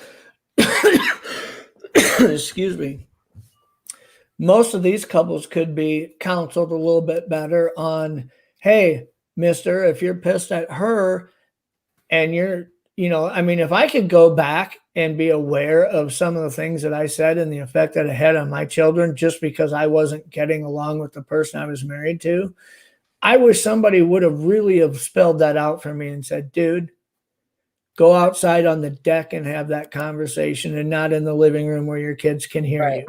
Yeah, I mean, I was naive to what kind of impact that would have. And in the moment when I was so miserable and felt so frustrated with it that really I just did want to leave, maybe for a week, maybe forever, but I'm saying it's forever. I wasn't in the right place to be able to see the impact that it would have. I just physically could not see that from where I was. So, I mean, that counseling really comes down to parents really seeing that and understanding that and the effects that it has on children. And quite honestly, we look at culture. Culture doesn't teach you that. There aren't a lot of fucking movies out there about couples who split up and the effects it had on their kids, and they had regrets about things that they said. Yeah, that really affects. That's 35 years old. I mean, right? Not any new ones. You're right. At that time, that movie really fucking helped me out, though.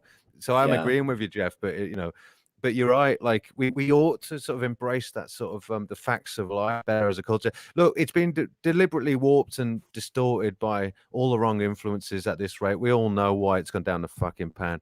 But I'm in total agreement with you, Jeff. Otherwise, yeah, Culture just preaches to us. You need to be happy. You need to do things that you will find joy in. Life's too short to be miserable. It doesn't say, but make those choices understanding the consequences that come with them and the people that it affects. And we don't hear that shit.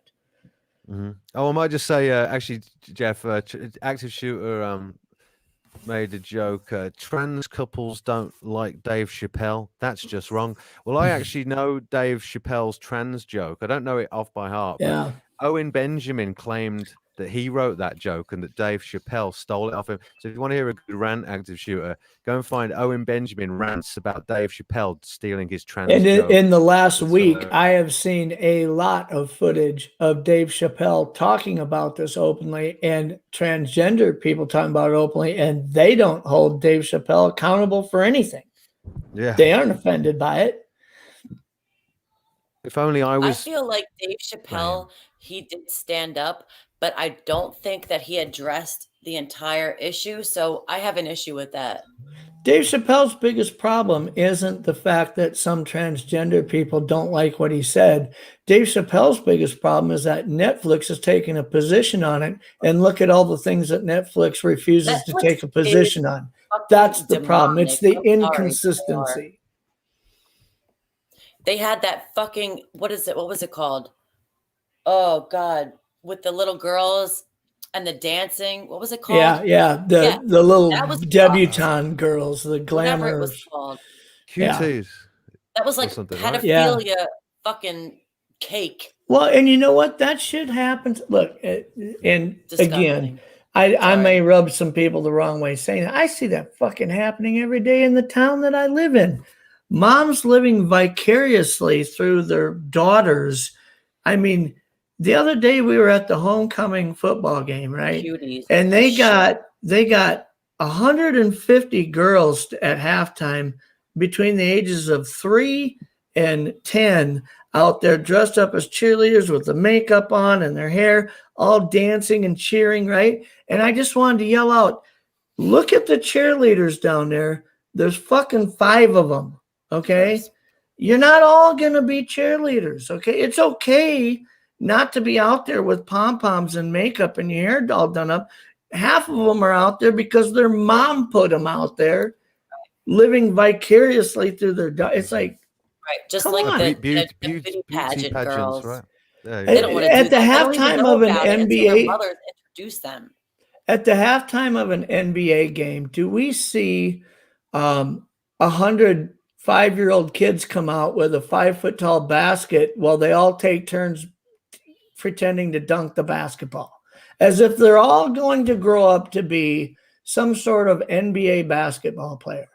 Now, I'm not saying that all these girls shouldn't have aspirations to dance and want to do that, but at 5 years old, when you're wearing makeup and your hair's all done up and you're out there with pom-poms with 150 other girls playing the part of the cheerleader, it's like, guess what? All the cheerleaders I went to high school with, right now they've been married 4 fucking times. They weigh 350 pounds and they got 8 kids by 7 different dads. Being a cheerleader ain't everything, people. Jeff, did you get your heart? I don't know. That sounds like success. That sounds like success to me, Jeff. I'm just kidding. I know. I didn't. I didn't, but yeah. Oh. They're fat and ugly and pregnant. I'm just saying, I look at our high school quarterback. I got pulled over a couple years ago, but in my hometown, I was back visiting by a police officer. He gets out. I look at him in the rearview mirror. Guy weighs about 325 pounds, waddles up to my car. It's the fucking high school quarterback from when I played football in high school. Yeah, Jeff has issues. I'm like, whoa, dude, what happened to you? But stop it. Stop being bitter. I'm just kidding. I'm not being bitter. I'm trying to show that we put so much spotlight and value in certain things with young people. As like children, this is what culture Some says of you us. should be, right? I have a song that I wrote called How to Love that starts out talking about these billboards showing these supermodels, showing all these people, this is what you should look like, this is what you should achieve, right? And then these kids are walking through their high school hallways and they don't fit in, and people are looking at them with these condescending glances, and they feel like all this pressure's on them. And yet culture's saying, this is what you should be. What if culture was saying it's okay to be the kid walking through high school and not feeling like you fit in? That was me. You have a lot happier people in this world. I know that. Yep. And it'd be a lot easier to set goals and achieve them. I found being obnoxiously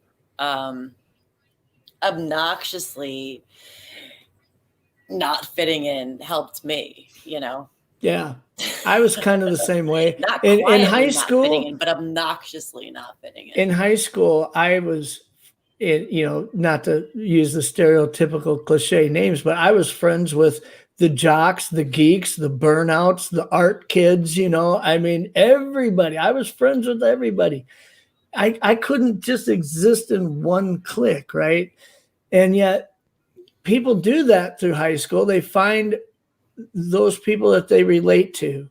And it kind of takes me back to the conversation we're having about kids that, grow up and say, well, I'm gay or whatever. And it's like, whoa, where did this come from? Right.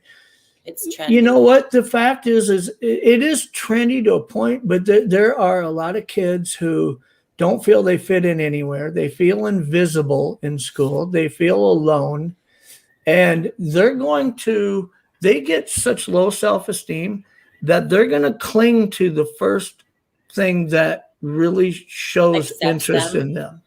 And that may be the computer room and the kids that hang out there.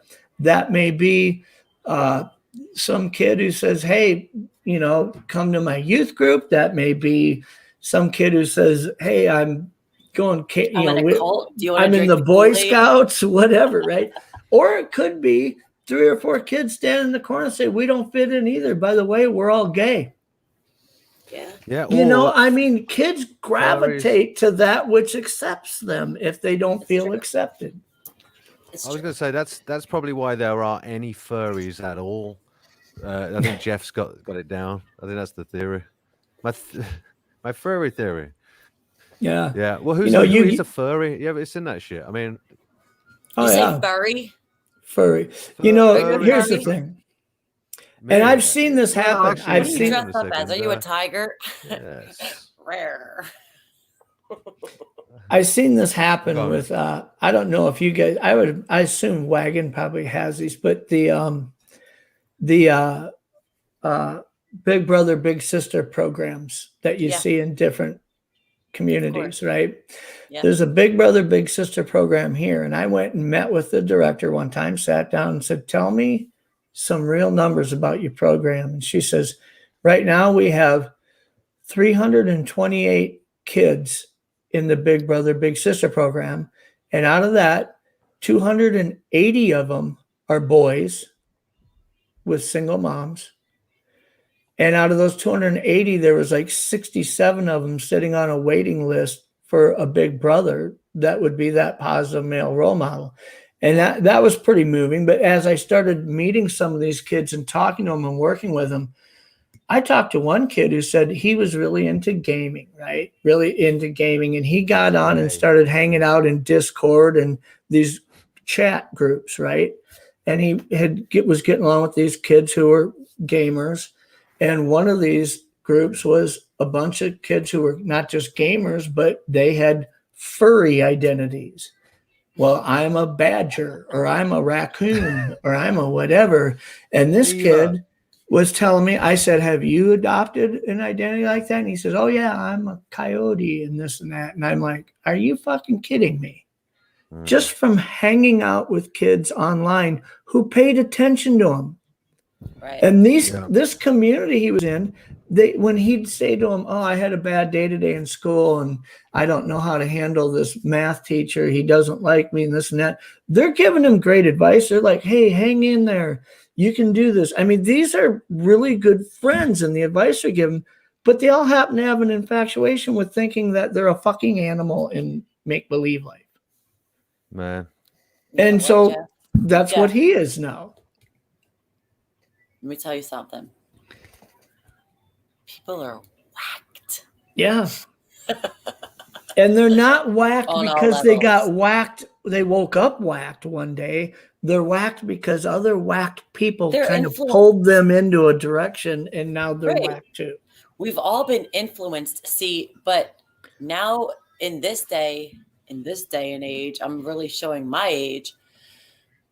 There is so much exposure to different shit that you can identify with. But you Yeah. got a bird over your shoulder. No, I was just looking to see if the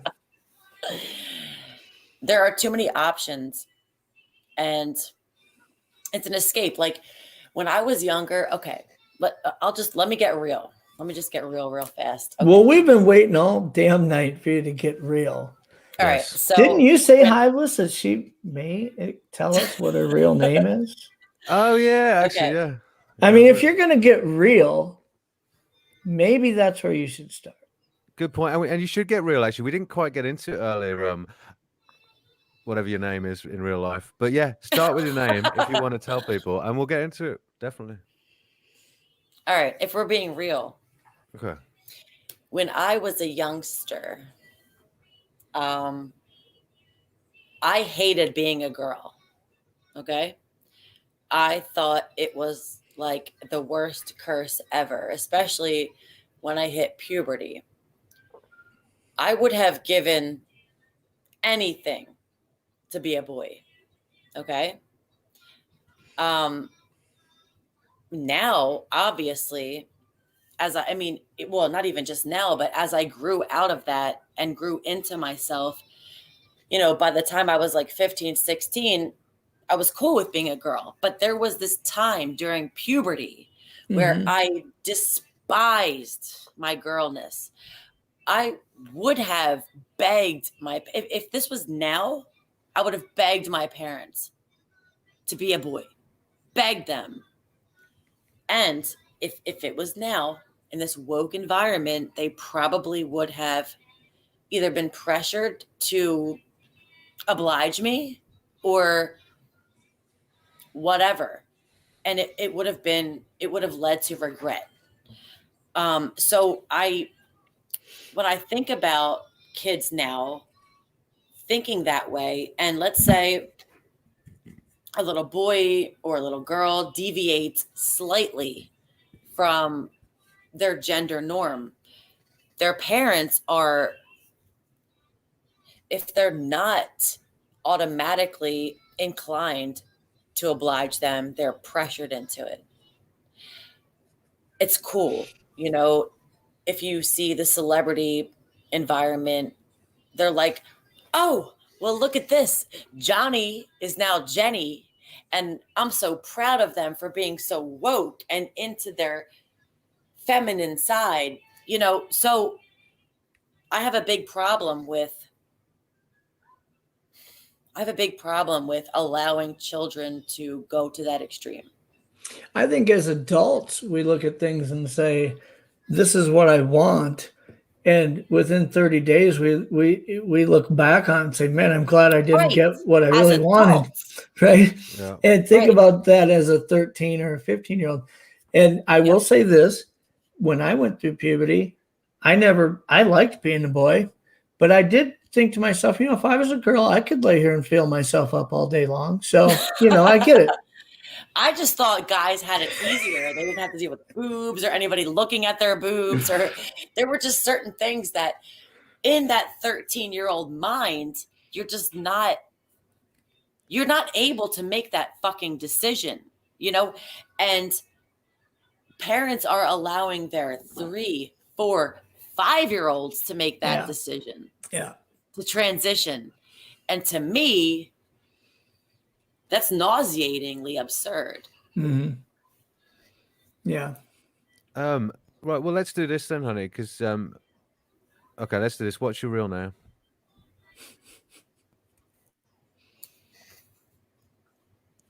What? Okay. Well, I'll call her Jolene until she chooses to Oh, tell you you want to her know my real one. real name? No, I don't care really. But no, you don't change the I'd topic of shit, like to honey. know, but I promise I will promise that if it's a funny name, I won't make fun of it. And if it is a really sexy name, I won't. I will probably mention something about that. My name is Amy Joe. Okay, Amy Joe. Do you own your own? Do you own Do you your own spell it cafe? AMY? I do. I mean, it's not like AIMEIY or some weird thing. JO. All right, there. How's that?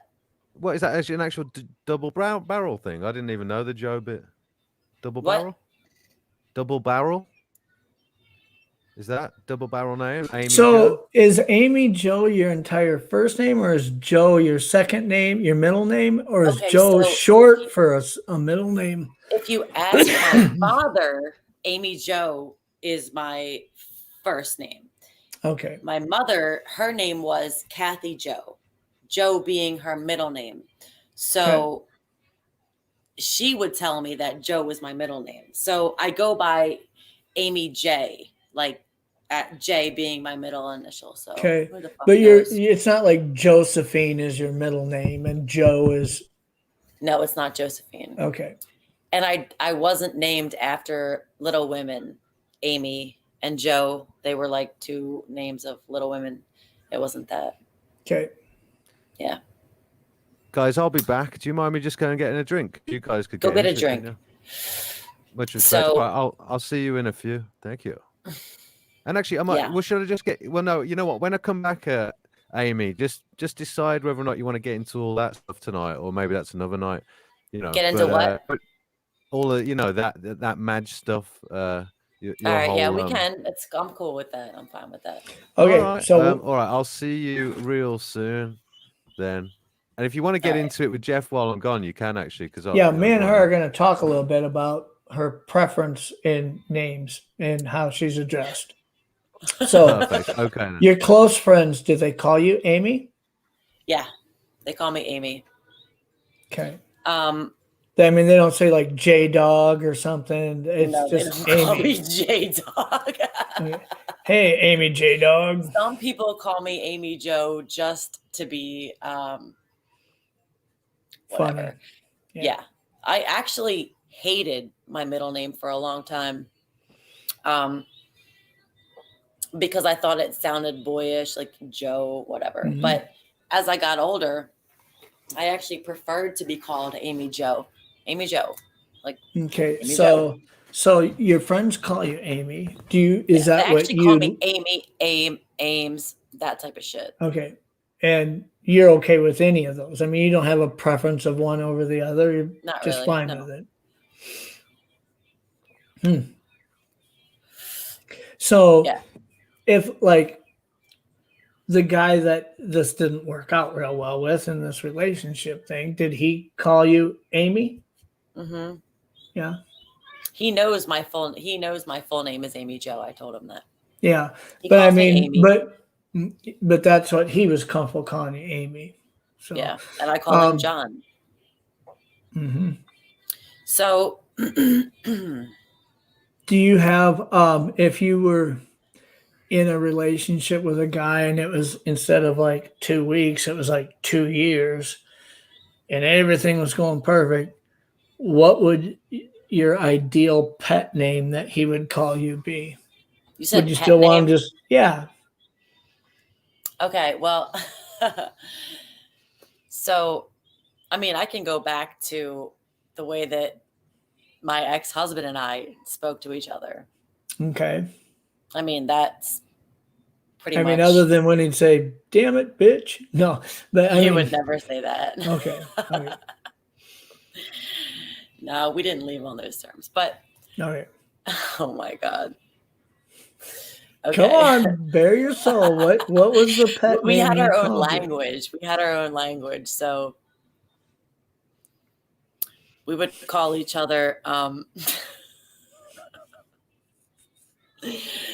we would call each other the cutest and the widest. Were you the Like the cutest or cutest the in the widest? widest world type of thing. Yeah. So you were the cutest and he was the widest? No, we were both the cutest and the widest in the widest YY world. Yeah. That's more awkward than cute, It really. wasn't between us.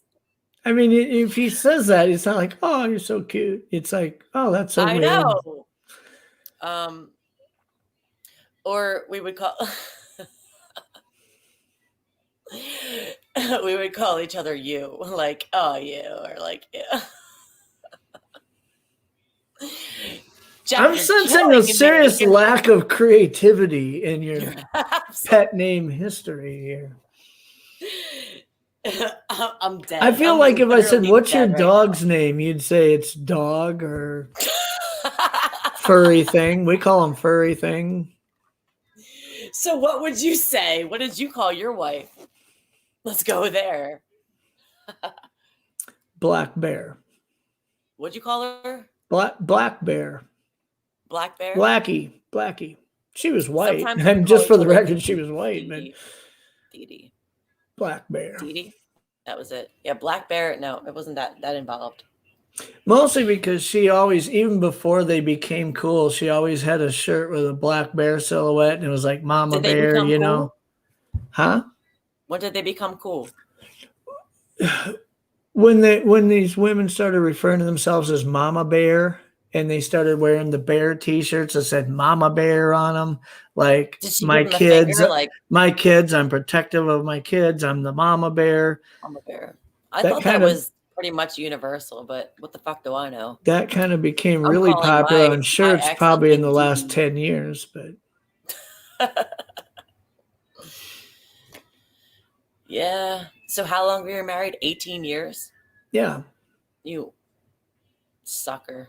No, I was actually married for 11, so not even that. I not even was that much I less. was Yeah. 11 years I was I married. was 29 before we got married. And My mostly because ex-husband it was 29 when 29 we got before I married. was 26. What? it was 29 before I was grown up enough to be married, really. Well, how old I was mean, she? at 25, how I old wasn't was ready Mama to be Bear? married. She's 5 years younger than me. Okay, so my ex-husband was 29 and I was 26 when we got married. And now if I think about it, that's young in today's standards. It's young, Then it but wasn't then so like bad. we waited 6 years after we got married before we had our first kid. And I We waited remember 7 years before we had our first kid, and then Yeah, like so 2 about years the later same. we got divorced. But I mean, I was to the point where when I was, like 34, I'm like, hey, if we're gonna have a family, That was me. we That should get was rolling exactly- because I don't want to be the guy at my kids' high school football games at 70 years old saying, "That's my boy down there," 33, I was like, if we're gonna do it, we better do it now. And 34, I had my child, so that's Yeah. how it went. even at being 35 when we had our first kid, when my boys were like in preschool, my boys, for the record, are 10 months and 5 days apart. Now that's because the second one came a month early. Okay, that's one factor, and the other is when you have a baby and the doctor says wait 6 weeks before you. You guys were like, And you wait 5 weeks and you then you're just going to She get got pregnant knocked right up, away huh?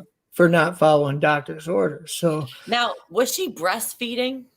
no, Because I was gonna say, I heard if a woman is breastfeeding that they don't ovulate, so that whatever. But obviously that's a moot point. yeah. So I just remember when my kids were like 5 and 6 and I'd drop them off at school, or I was always a real estate broker, so I could take off in the middle of the day and go get them. My wife worked at a bank from 8 to 5 Monday through Friday. So it's not like she was able to go pick them up. So I'd go pick them up from school, and I'm standing there with all these moms that are like 15 years younger than me. It's like all these moms are in their early I'm to right mid there with you, though. 20s. And I'm looking at them like, it's almost like they were wondering, are you here picking up your grandkid or something? No, it's my son. It's just you're really fucking young to be having a kid, Yeah, I you don't know? get that. But I don't get that. But my son's best friend, Olivia, her mom is like 26 or something like that. And I'm 40. We still relate, but I don't look like grandpa, I suppose. no, but you look I don't even think I look incredibly. like grandma. Listen, this could be But soon enough, misconstrued. tomorrow, it could all change. This could be horribly misconstrued as me just trying to be nice or giving you a compliment. But I'm just saying that you turning 40 tomorrow, you do not look. I mean, you don't even fucking look 30. Tomorrow. You don't look 30. Really, you don't. I don't think that you would ever be in the position of being around a younger set of parents for your sibling, your kids as Well, I'm not friends going to have any more would be children. weird for you because you don't look your age to begin with. I don't act old either. I'm very immature. Yeah. I've noticed that. I'm kidding. You know, and it's weird because in the dating scene, I notice how much, I mean, this one guy that I'm talking to is 35 and he looks at least 45 to me, which is it's not a bad thing, you know, but trust me, it will catch up with me. It will. But it wouldn't feel right calling him daddy because he's actually younger than you. So that doesn't work. Yeah. Which makes me a cougar, I guess. Yeah, you're a cougar. Oh God! See, Even now the these guy John is like 6 months younger than me. these conversations take place when Hive is away. I mean, he would just be having a heyday with his comments. He doesn't care. He doesn't care. I'm sure. So how old are you? I am 43? Oh, please. You What are see you? all the I haven't shaved lately. You see all that gray hair there. Guess again. All right. You know what? Don't even. It's 46. I'm 53. 68. Just No, kidding. I'm 53. Okay, you'll be fine. You'll be all right. But yeah, Yeah, I'd but probably. you're in your 40s. I don't think people guess I'm probably that old. Just mostly because I don't want to say I'm immature, but I'm really happy-go-lucky and I joke about everything, and I think that just throws people off. I'm very sarcastic in some of the shit I say. Who cares though? That's my whole thing. Who gives a fuck? You know? Yeah. I mean, there is a certain point. Like, I did date somebody much younger than me. I don't know much, but like 9 years younger than me. And there weren't too many differences in the beginning, but eventually it's like I've been through more. So, well, I mean, considering that this gentleman was a Marine, he had been through that, you know, so he'd been through a few things. Probably had a higher degree of responsibility and accountability than most boys or young men that age, you know. Correct. I get that. But as far as relationship wise, he didn't have that much experience. This is somebody who is still interested, but that I sort of have like kind of shrugged off because of that. You know, it's like, you need to go learn things. I can't be your teacher. And I won't be. Where are you from again? When you're ready to be, you know, like, it's just one of those things, you know, you have to just let them go. Without telling me the city that you live in, what are you from, a bigger city or kind of a smaller city or what? I'm from a small town. Yeah. Is that working? Mhm. Is that working? That mic? Yep. Yeah, it's Ah, working. good. Welcome back. I was watching for a little bit. I Yay. was just having. Did you make some tea, mate? I made some tea and sourdough peanut butter sandwiches, man, with some really high quality peanut butter. So, oh man, washed down with a bit of tea, sourdough. It's just too good, too fucking good. Did you toast it? Did you toast it? Okay. No. I actually sometimes have to toast it just because it lives in the freezer. So, Very but good. no, this one had already been out. But man, it was so good. I was enjoying the conversation, by the way, very much. And yes, I would have Oh, had a you heard field day, it? Jeff. Well, no, I didn't hear all of it, obviously, but I heard. Did just you the hear end. the pet names that her ex-husband used to call her? So No. unoriginal. It's like Cutie pie. So sugar lame. tits. No, I know. you. It's so lame. Hey, you. You. Hey, you. Oh, you're so sexy. Yeah, I know you. Hey, Jeff, guess what? By the way, oh, sorry, guys. I'm just going to let you know if I seem awkward at times, it's a really bad reception for me. So you're cutting in and out. So if I ever seem to be rude and be cutting you off, it either is my personality because I am like that, but also it's possibly because it's a shitty reception. I'm just going to say hello to Rufus. Hello, Rufus. How you doing? And there's some other Oh, people in Ruthless actually is that weren't there here. before. That could be Rufus is here. interesting. Nemo's Alarani Noskintor. Good to see you, Alarani. Nemo saying marriage equals cut your rights in half and also He's double always your quoting. duties. Schopenhauer, always quoting Schopenhauer. Always Yeah. quoting Schopenhauer. Nice. Nemo. Well, there you go. Well, actually, Nemo, I might say that I noticed your comments about Trump and this particular comment, even though I second them, it is a departure for you from Jesse, isn't it? In terms of your opinions, not that you I was should. listening to Jesse earlier. After we I talked, was watching a bit of I put Jesse Jesse earlier. on again. Oh, really? Oh, very good. Well, Mhm. actually, I was there for the first half an hour, and then I crashed out because my sleep's backwards. But I was there for the first half hour, shilling the crap out of my channel in the chat, trying to just posting B shit, be yourself, little picture of a bee, and bee lives matter, and just getting and then people responding in kind, like writing oh, what were they saying? Don't be a biatch. Did you see? Did you see in the It's so private funny. chat that Captain Stinka came in? Did you see that? Yeah. I saw yeah, that shit. I saw them come in and then Did you say give them this? the boot. Yeah, I did. Damn, my figure looks large. Well, yeah, I thought the best way to say that is to not bring it up, actually. But future yeah, no, it's all good, honey. I don't mind it, but I did notice. No, you were doing me a favor. You just let me know. You were letting a brother know, so I respect it. But I'm letting you know I'm that. sure you saw it Yeah, yourself. if in fact, fuck it. You know what? Tell you what, you can always. Yeah, no, I did see it, honey. It's totally fine. But I did notice. It's all good. Bigfoot Anonymous here as well. And actually, so, hun, did you want to get Hey. into it then? Because it's interesting, isn't it? Basically, Amy's got a whole past that you would not suspect she'd had.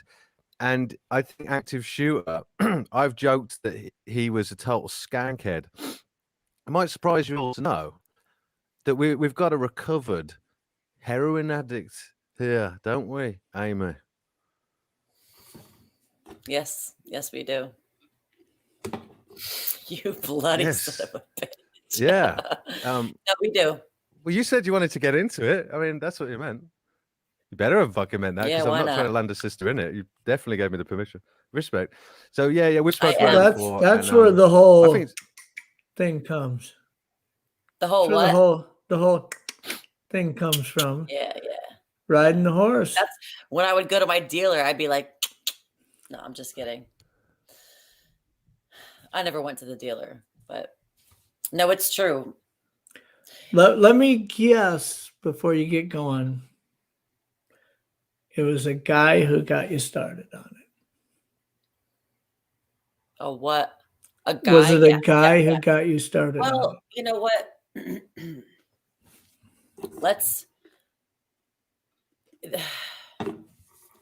The first time that I fell in love with an opiate was when I was in the hospital after lung surgery. And I was on Dilaudid for like a month.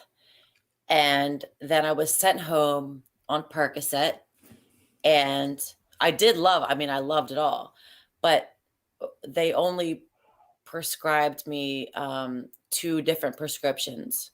And once that one had run out, I was like, okay, that was it. No, that was it. I was like, okay, I guess that's it. Years later, when I got together with my now ex-husband, I was reintroduced to a drug called Oxycontin, 80 milligram. And that he had already kind of been into intravenous heroin use as a youngster and gotten out of it. And that was kind of one of the things that drew me to him, that because that takes tremendous strength to get over, you know?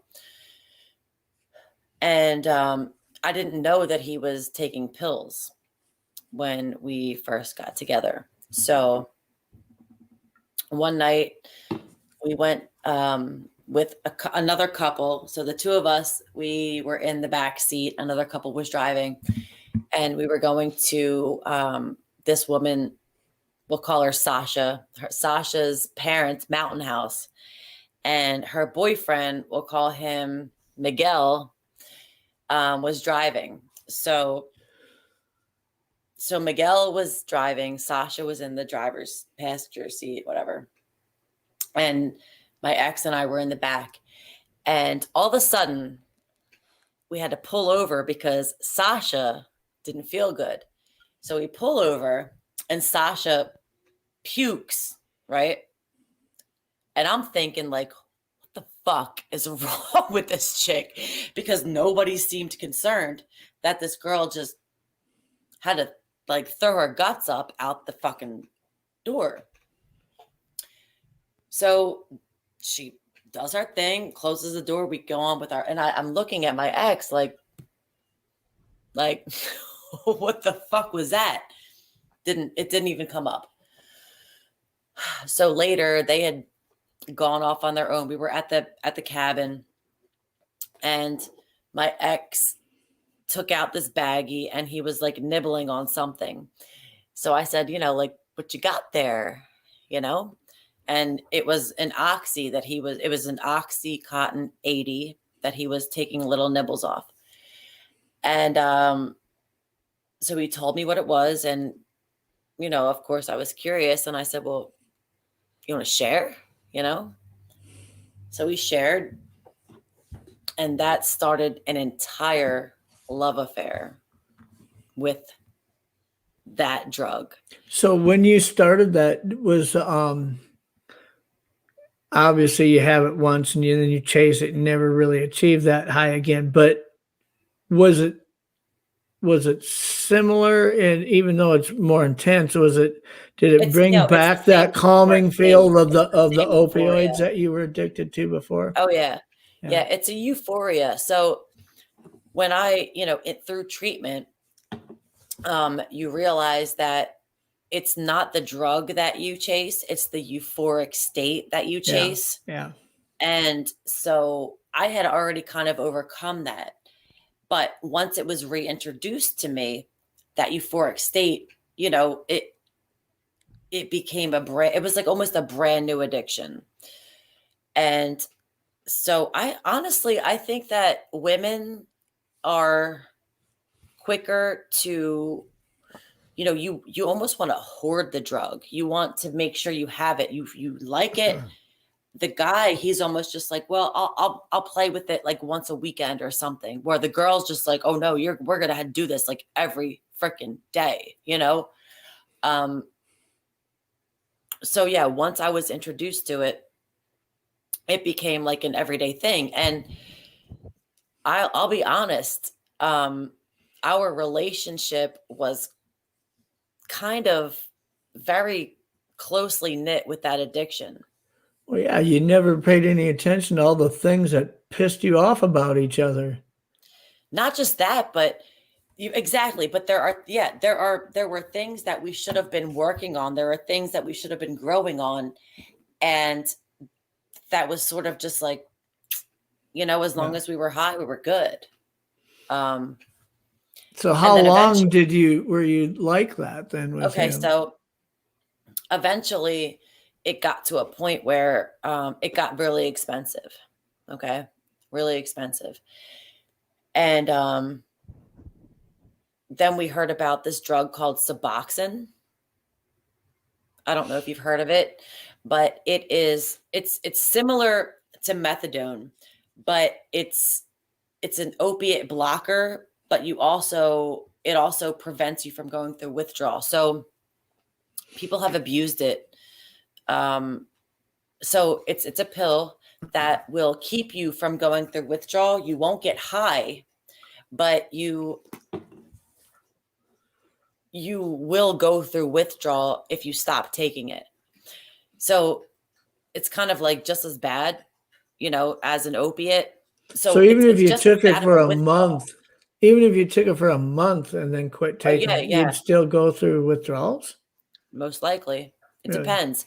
If you tapered it down, if you were able to have the self-control to taper it down, you might have some luck. So anyway, so I want to say like 8 years that I avoided that withdrawal through Suboxone and Subutex, which is like Suboxone, but it doesn't have the opiate blocker. So you can take it and then take an opiate and not have, like, if I took Suboxone after I took an opiate, I would go through immediate withdrawal. So it's sort of like something that will deter you from going any further. So yeah, I would say about 8 years that I was on this drug. So how did you kick it?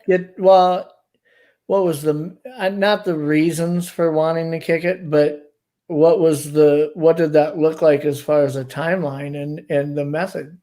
Well, once I got pregnant, I didn't want to have to do that anymore. Yeah. And it was brutal. It was brutal getting off of that drug. But so before that happened, I ended up so before that happened, my ex went back on heroin. Okay. And I found out that he was on it. Like, so he was at the point where he was on the lowest, tiniest crumb of Suboxone. Like, he could have been like done, like completely off of anything.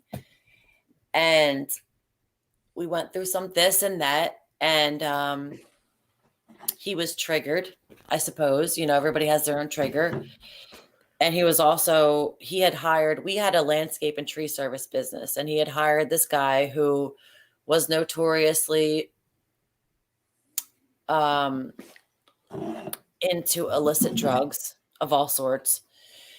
So when I found these bags in his wallet, I was alarmed. And the first thing I did was call his mom, because his mom was the one who had gotten him off of the dope in the first place back in the day when he was like 19.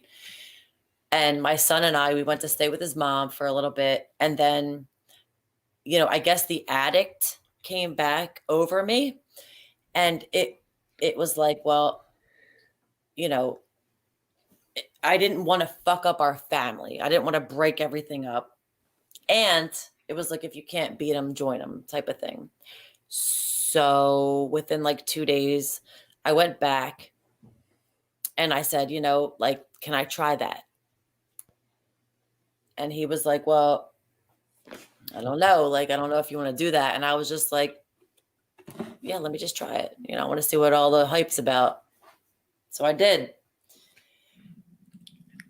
And that led to a 6-month sort of like binge for the both of us. I was able to do like 2 bundles. Now, I wasn't shooting it. I was just sniffing it. He started to shoot it like he used to do. And I think that's why I was able to kind of get out of it. Whereas I think he's still in it. Because when you shoot it, it's like a ritual, you know, you get it, he put it in like the thing, he cooked it. There's a whole thing. There's a whole spiel involved in that. So it's not just the drug that's addictive, it's the actions that become addictive. Right. And I never went with him to score it. I never went with him to cop it. I never immersed myself in that lifestyle. Whereas he would get like a sample, try it there, shoot it there, have someone shoot it in him there, figure it out if he was going to buy it or not. Like he went through the whole thing. Whereas I'm just home, like, whatever you bring home is what you bring home. I'm going to sniff it one way or another. So that's, and there were times when, especially like, when our son, because our son was born, when our son was with his grandmom, he would ask me to go for a ride with him. Like, we were in New Jersey, Kensington. I'm not sure if you're familiar, but Kensington is one of the country's biggest open air drug markets. And it's like 15 minutes away. So he would ask me to go with him and I would refuse. So I didn't give a shit. Like you can keep it from me or not. I'm not going, I'm not going. I don't want to be a part of that lifestyle. I don't want to see where to get it because I don't plan on doing this forever. So he would go and do the thing. I would stay home and just wait, But like I said, it only lasted for 6 months until it was like I was dependent on it physically. It wasn't fun anymore. So it was time for me to do my own like detox. So without Suboxone, without anything, I stayed in my bedroom for like 3 days and just like dealt with it. It wasn't pretty. It wasn't good, but in the end, okay, so those 3 days led up to me taking a trip to Israel where I finished my detox and blah, blah, blah, blah, blah. That's a different story. But then I came back early because all hell was breaking loose at home. And my ex was doing speedballs, which is dope mixed with cocaine. And he was having really bad reactions. He was overdosing. And, he told me this one dream that he had while he was fucked. He said that the devil came to him, grabbed his arm, and a chain wrapped around his arm, like to connect him to the devil. And the devil said to him, "Do you want to see the rest of your life flash before your eyes?" And he was like, "No." But then he was taken. And this is what he's telling me. I'm in Israel. I'm like thousands of miles away. And so I decided it was time for me to go home. So I did. And the first thing that happened when I got home was oh God. So a friend of mine had been helping watch my son because my ex-husband's mother sort of dropped the ball. She was supposed to be watching him for those 3 weeks. So she drops the ball. And so this girl, my friend, ends up watching my son, helping my ex-husband watch my son. So I get home to this chaos and she offers me a Suboxone. And at that point I was feeling pretty fucked, so I was like, okay. Little did I know that she was fucking my ex-husband. She was having sex with my husband while I was gone. So that's like an entirely different story. This was like she was playing both sides. Anyway, so I ended up back on the Suboxone, sort of back in the addiction because it's an opiate. It will fuck you up. You're pretty much back. Like I was off of it for over a week. I would have been fine. Then I come home and I take it again. And eventually I end up kicking it. I get off of, so I was taking the Suboxone. A couple times I fucked up and I took dope, whatever. But then I decided that my ex couldn't come back to the house because I was going sober. Even if it was with Suboxone, I was going sober and he was shooting up, and I didn't want my son to see that, Yeah. So I told him he couldn't come home. And then he stayed with his mom. Then he went to rehab a couple times. It didn't work out. Then he ended up saying, well, he got kind of belligerent, and he was like, well, fuck this. I'm coming home. That's like my house too, And I told him he couldn't come home until he was sober. So this was like, he's like, well, I guess we're going to be fucking roommates then. That's the kind of attitude he had. And I was like, well, so I moved out. I found a place close by there so that, I was thinking at least my son, once he got his shit together, my son would be able to see both of us easily. But after a few months at that place, shit just went down. Another story. So I ended up moving back here where I am now, which is my hometown. And I was still on Suboxone. So how I ended up getting off of Suboxone was a shot called Sublocade. And it is a semi-Suboxone, but it's a shot that you get that's supposed to taper off after 30 days. And so I wanted a one and done shot. Like, I didn't want to be tethered to something anymore. So I opted for the shot. So I got the shot after a lot of like shit. It's like a $10,000 shot. So you have to go through your insurance and all this other shit. So I got it. And at the end of the 30 days, I was fine. I was good. I was off. I was free. So I was free for like 2 years, and it was the best thing ever. I didn't have to worry about taking something to feel normal every day. And then, a few years after that, I started to notice that I was drinking a lot. And I mean, like a lot. I wasn't doing dope. I wasn't doing anything else, but I was still drinking significantly. Yeah, I mean, a lot. And I come from a line of alcoholics.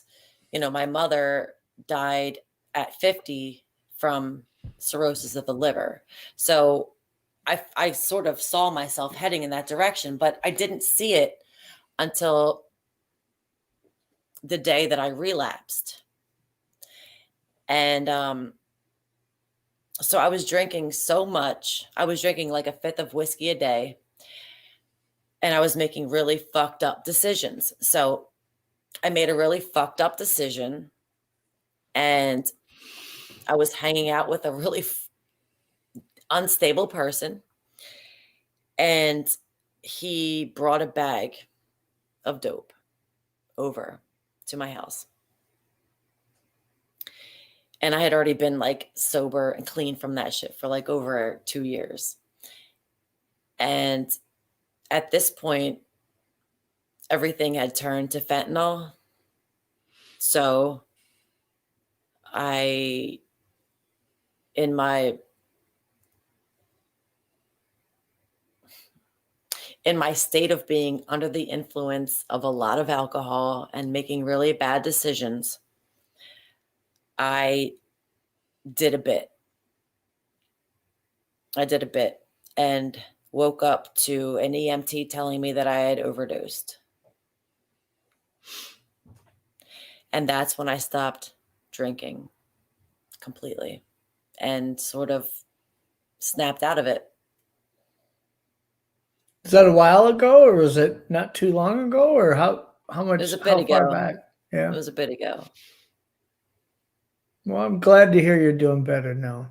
I'm doing great now. Because it sounds like every addiction that led to the next, even when you got off of everything and now you started drinking. It's like, it's just to numb it's just another means to right, numb but the see- reality of what you're dealing with in life. But when I It's went, so I still go to group meetings and all that. But when I started, it was clear to me that a lot of people, when they come off of, see, an opiate is a depressive. So, Yeah. and alcohol is too. So, and alcohol is much easier to come by, you know. So it's legal, Sure. it's socially acceptable, and it's easy to get. You know, you can get it cheap, and you can get fucked up. You know, fucked Yeah. up. So yeah, so it was like I was replacing one thing with another thing, and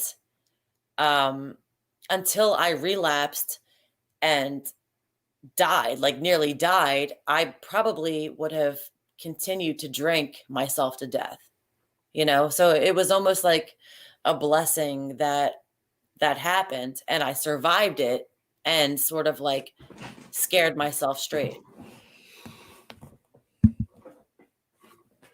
Mm-mm.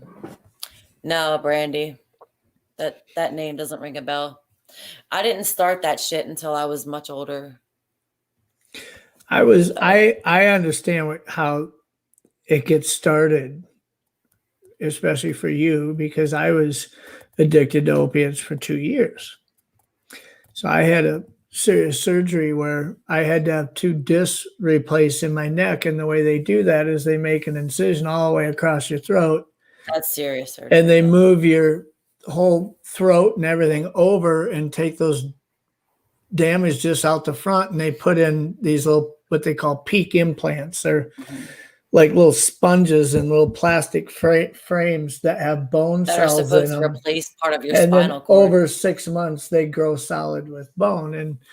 But it's such an invasive surgery that you will take painkillers for about 6 months. Well, what happened with me was they'd give me Darvocet, and you'd take that for 2 weeks, and your body would kind of get immune to it. Wouldn't work Yeah. well, so they'd switch and give me Percocet, and then 2 weeks later they'd give you Vicodin, and 2 weeks later they'd switch you to Right, you start Tylox, becoming immune to it, and your then you'd pain go doesn't back to away. the.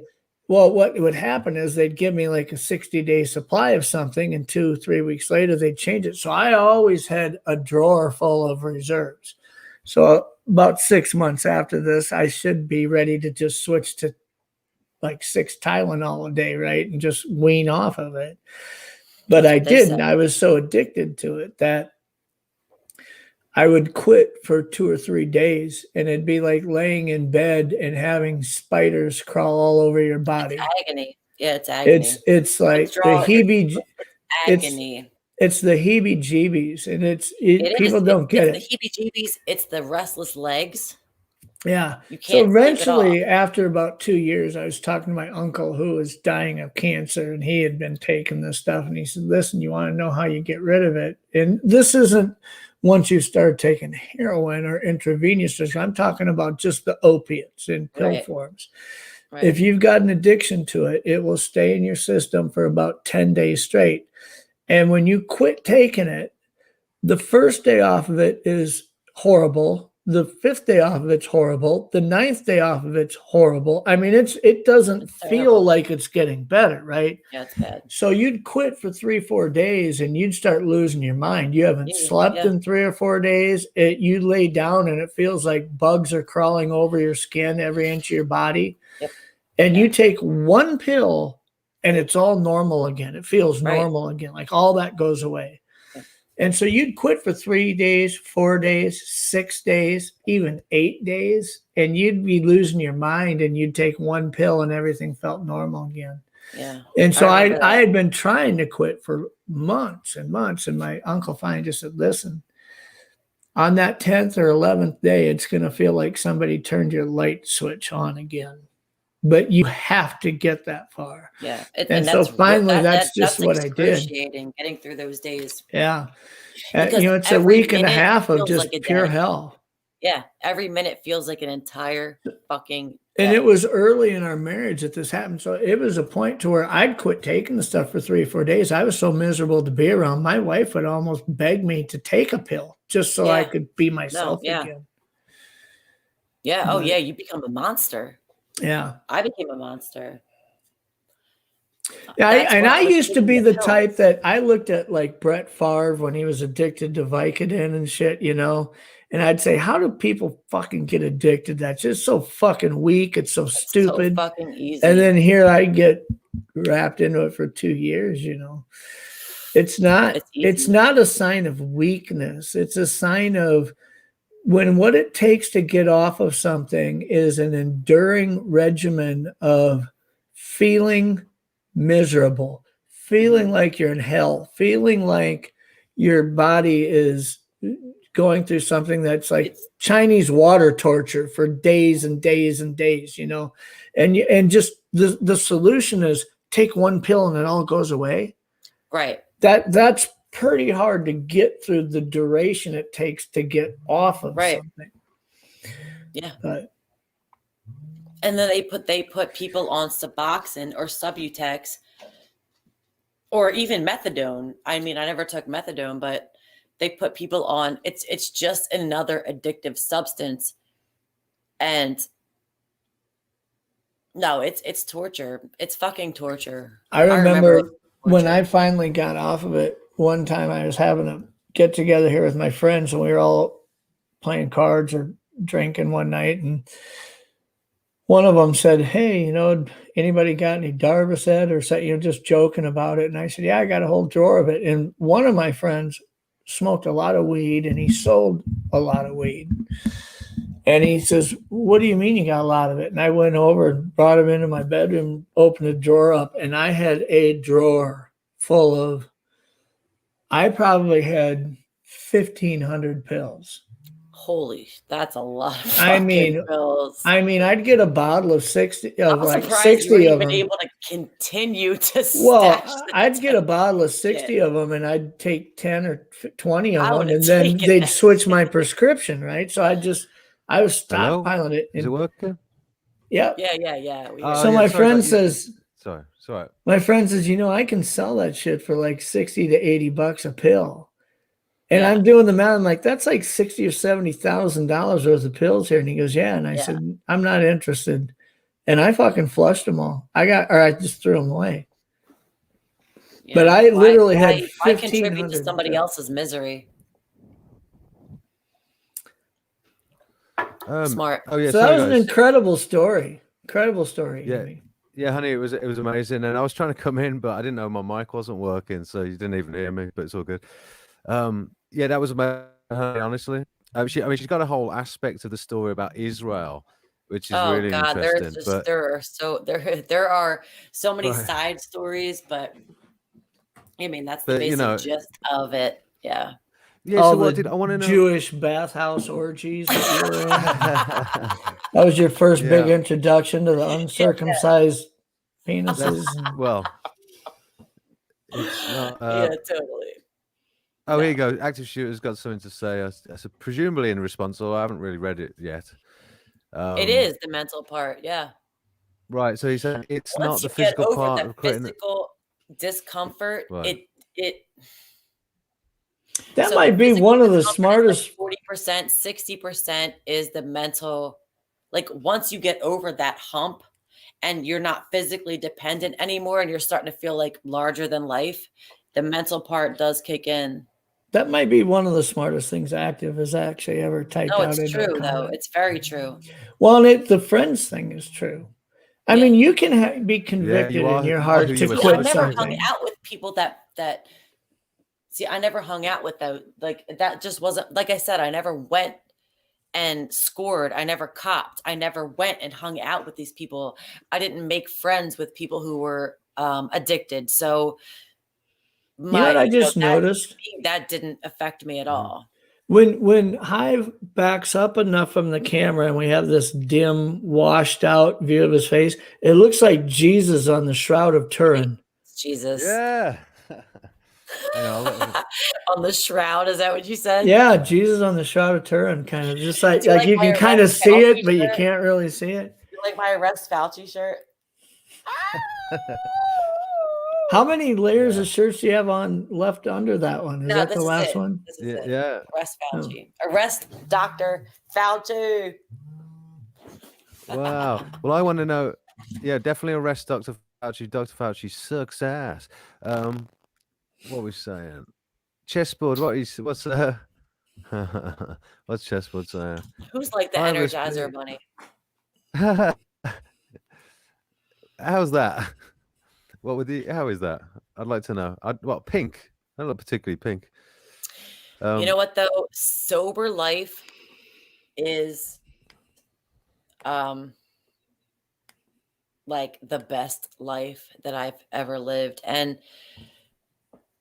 now, like right now, this existence that I have is without, being on anything.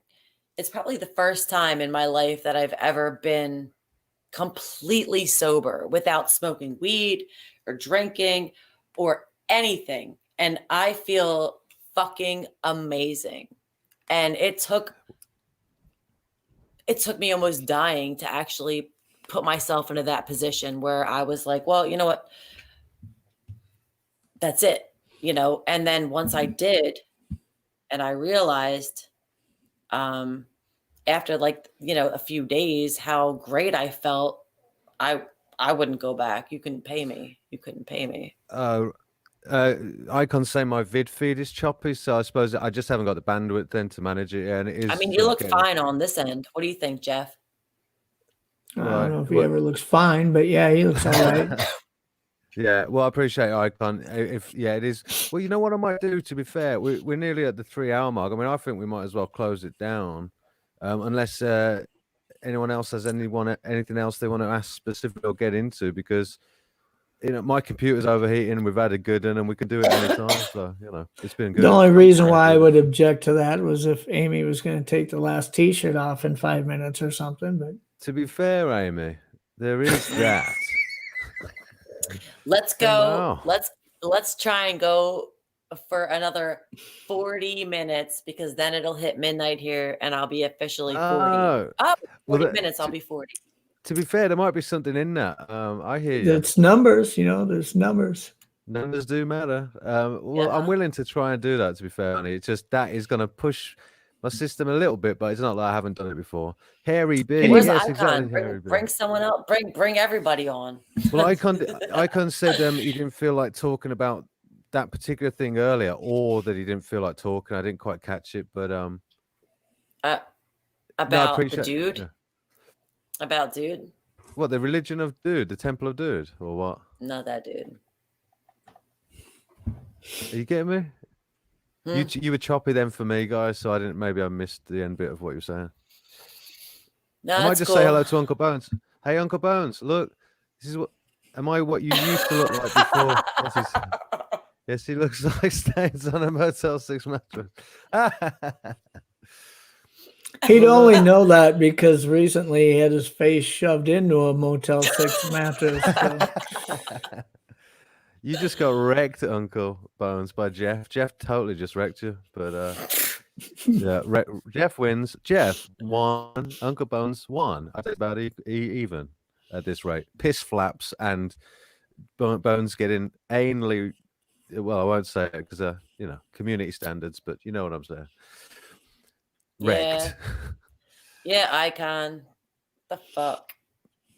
What Don't feel like talking. Had an absolute potatoes? Oh, did you, brother? Oh, I'm sorry to hear that, Icon. Isn't that the day when it's most entertaining for other people? I didn't think Icon had shit days. I know. I got that impression. Icon doesn't have. But we all have shit days, right?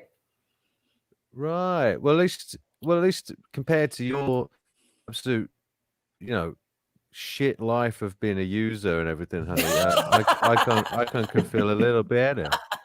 I was waiting for that. You. No, it was contrived and crap. But actually, I mean, isn't that good though? So I was laying into Shooter thinking he's a top skagger, but actually, we had a resident one on the screen, and none of you know because you all judge books by their covers. Just because she looks not a day over 30, even though she's Yeah, 40 I've in a had a 40 I've had a minutes. life. I've had a life. She's More than y'all know. she's a More total than just skaghead. that. So Yeah. that's just a smidgen. That's just a Right. smidgen. You But know, Great guess show, what? High- If Yeah, anybody what's has up? something to say about that, go fuck yourselves. Exactly. Hi, Mairead says, great show, Hyverless B, and great chat. Happy birthday, Amy. Good night, honey. Good night. Beautiful woman. I love you. Awesome. And I saw Ruthless. I saw you going in hard against Hinduism and Buddhism, saying it's not original. I thought that was an original thought. Original style. It's almost like I haven't heard something similar that Uncle Kenny has said before, and that you regurgitated it because he's your cult leader. Cult of personality. Well, it's not that I don't agree with a lot of what Kenny says, but it is uncanny. Ruthless is attempted. Although, then again, I caught you out on a free will bit last night, didn't I? Yeah, well, I Ruthless, or just the night before? spilled the beans on all my dirt. So yeah. Right. So nobody can blackmail Amy any longer now because I'm an open Nobody world. can- It doesn't matter. Everybody knows. Unless my they've got- entire circle. Everybody knows my shit. unless Now y'all somebody know has too. some video footage of what went down over in Israel, I don't think you have anything to worry about. Nothing went down, unfortunately. I didn't meet any Arabs.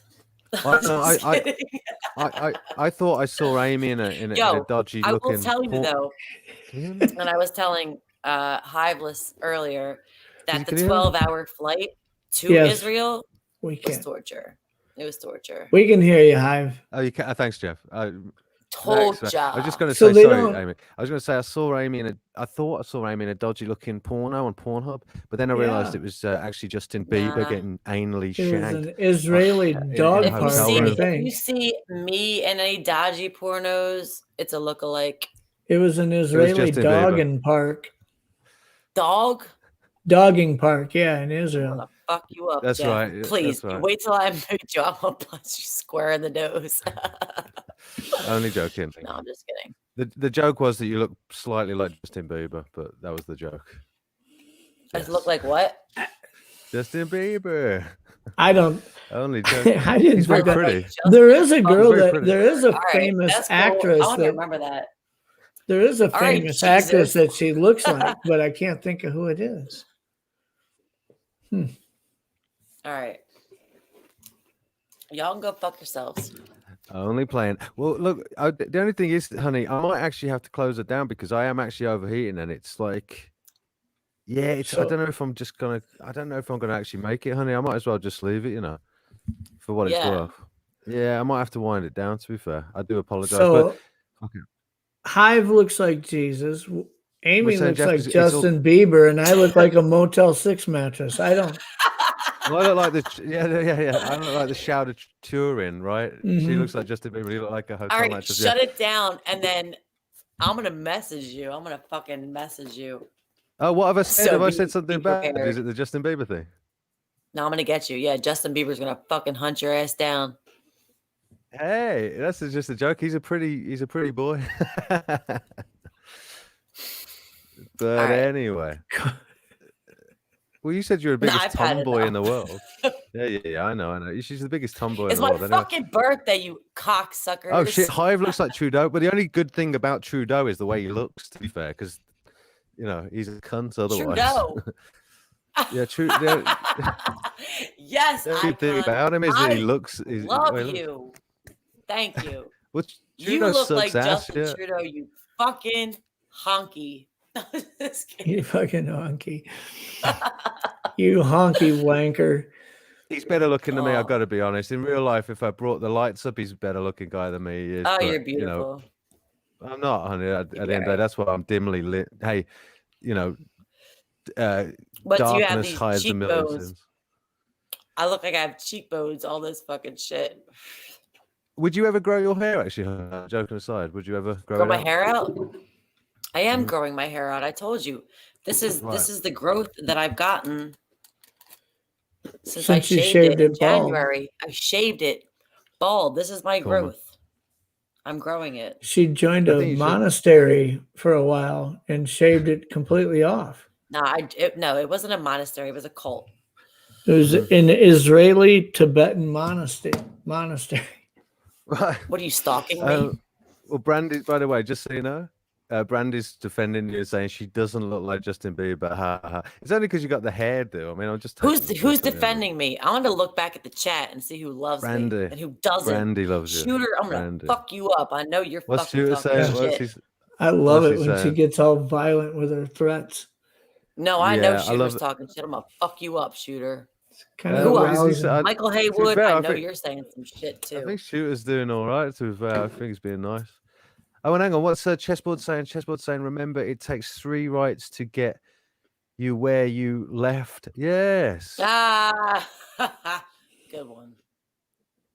That's an old Nice. man's joke, but it makes sense. Well, look, I mean, you know, I'm not. Is that even a political joke? If Look, in any I'm way about it to be is, 40. I'm waiting for not my leftist. AARP card to come in the mail. That's not funny because I actually got one when I was like 45 and I got all pissed off. Because you're I old. threatened the dude. mailman and everything else. You're old. You're dirt. You're old as dirt.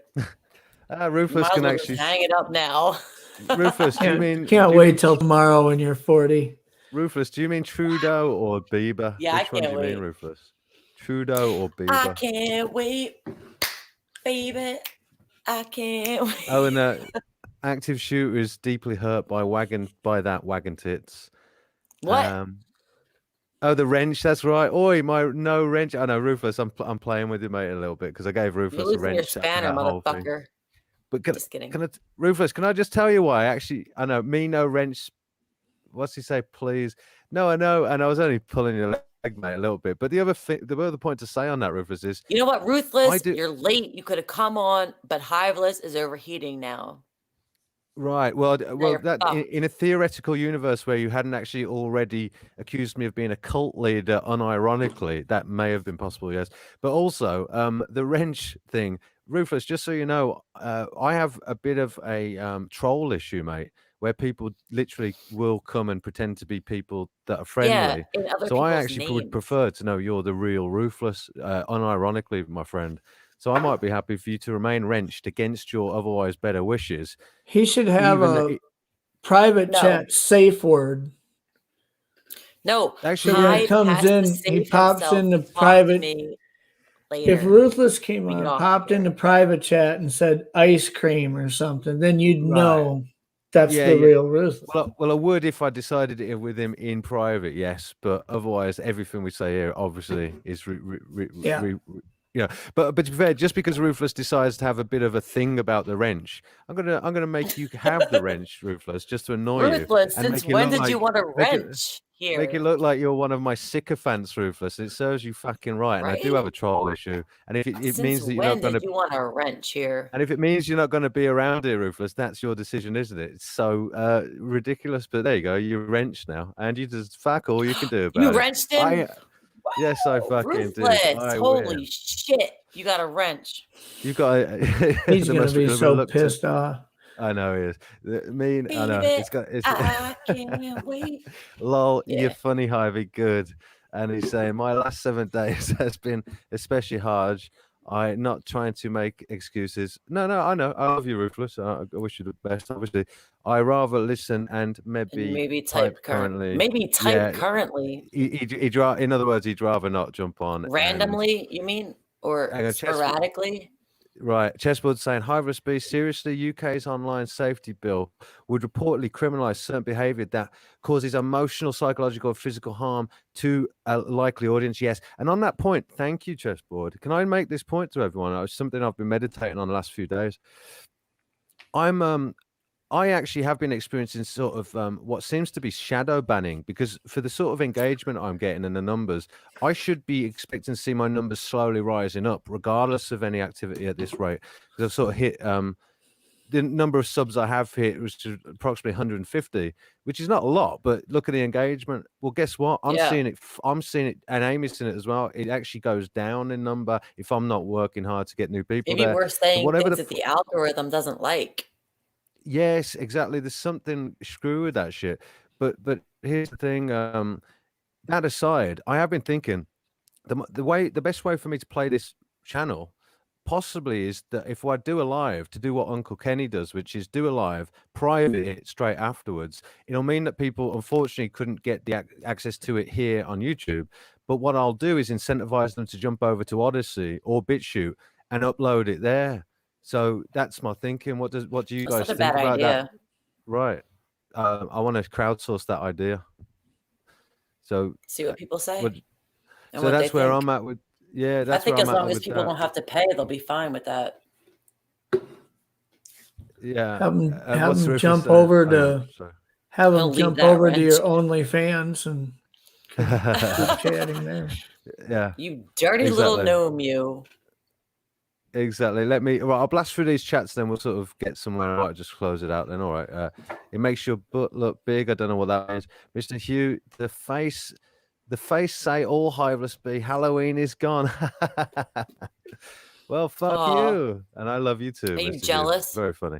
Are you still single then, Wagon? Wouldn't you like to Ah, know, shooter? Yes. Yes, I am. the answer is definitely yes. Definitely yes. No, as as long as it doesn't doesn't look entice. enticing. I don't actually know what that means. Hey, Hugh. Ruthless. You're a little bit late to the Birthday party. girl. Thanks, Mr. Hugh. Ah, very good. Yo, Maybe you don't closing even know how stoked I am to turn 40. I'm ready. I'm there. I'm only like I'm close. I'm close. It's Yeah. 11:33. I'm It's close. to 11. I mean, to 27 be fair, minutes. honey, to be fair, I could try. I'll try. You know what I'm going to do? I'm going to try because it'd be nice to actually wish you a real happy birthday. I'm going to try then and keep going for another half an hour, guys. Just because, be cute. Chessboard, Hireless B, how do you do physical harm with a keyboard over the net? Yeah, it's fucking ridiculous, mate. But it's possible incitement and all that sort of stuff. It is possible. And some You're an all arse. yeah. Is Sorry, that I missed because that. you don't want to have a private chat with me? Is that what it is?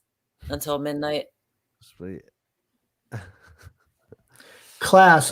Class, that's funny because class is a word Hijack. that when I met, I had a close friend who was, she was a Brit, but she was living in Ireland at the time. But she was teaching me about the word class. Class has to me always been a noun, but how it is used in the UK as a adjective without the Y. In here we'd say, well, that's classy. But in the UK, they'd say, "Oh man, you are class," or "That place was class." That's correct. Not that place was classy, but that was class, and it was hard for me to grasp using the word that way. The way you'd use it is if Wagon and Jeff had sex, Jeff might say to Wagon, "That was class." But only just might because not. the queen is. I'd probably have a better adjective than bollocks that. to the queen. That was top class. Y'all have a queen, a half dead queen, and you're gonna talk shit. Just kidding. Yeah, not a bad idea, Icon. Very funny. No, she's a cardboard cutout on Time Magazine's cover. Did you see that? What's that?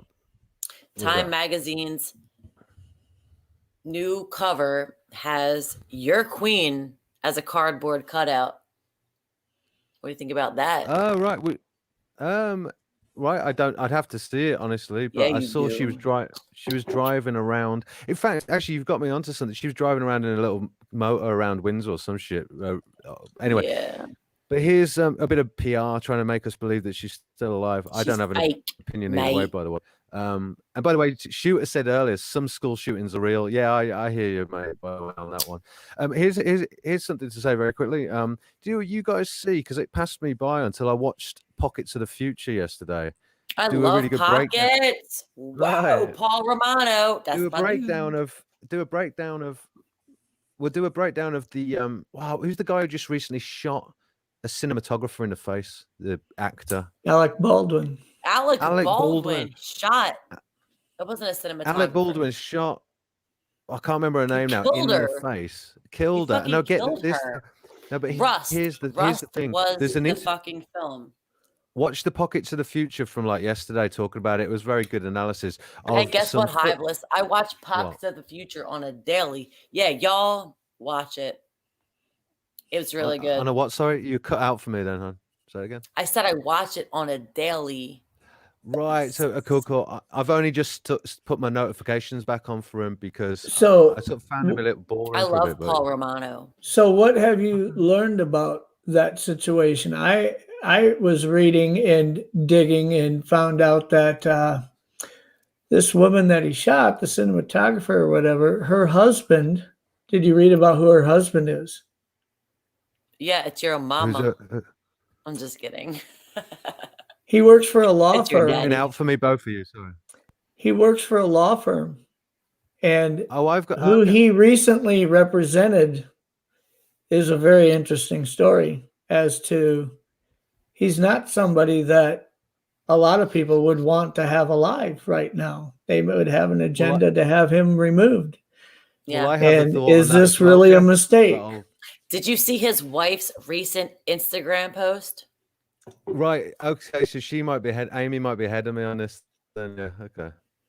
She was on a It's horse. completely out of hand. Yeah. She was on a horse. Look at Pockets covers it. Hang on. Pockets Pockets covers it well. Let me tell you this. You know it. what? Well, I watched a video. I actually subscribed to a guy's channel. I just forget the name of it off the top of my head. But there's a video breaking down, yes, what her latest Instagram post was, which was her standing by her husband. Well, look, I thought it was her on a horse with the whole entourage there or something. But either way, it was one of the last ones.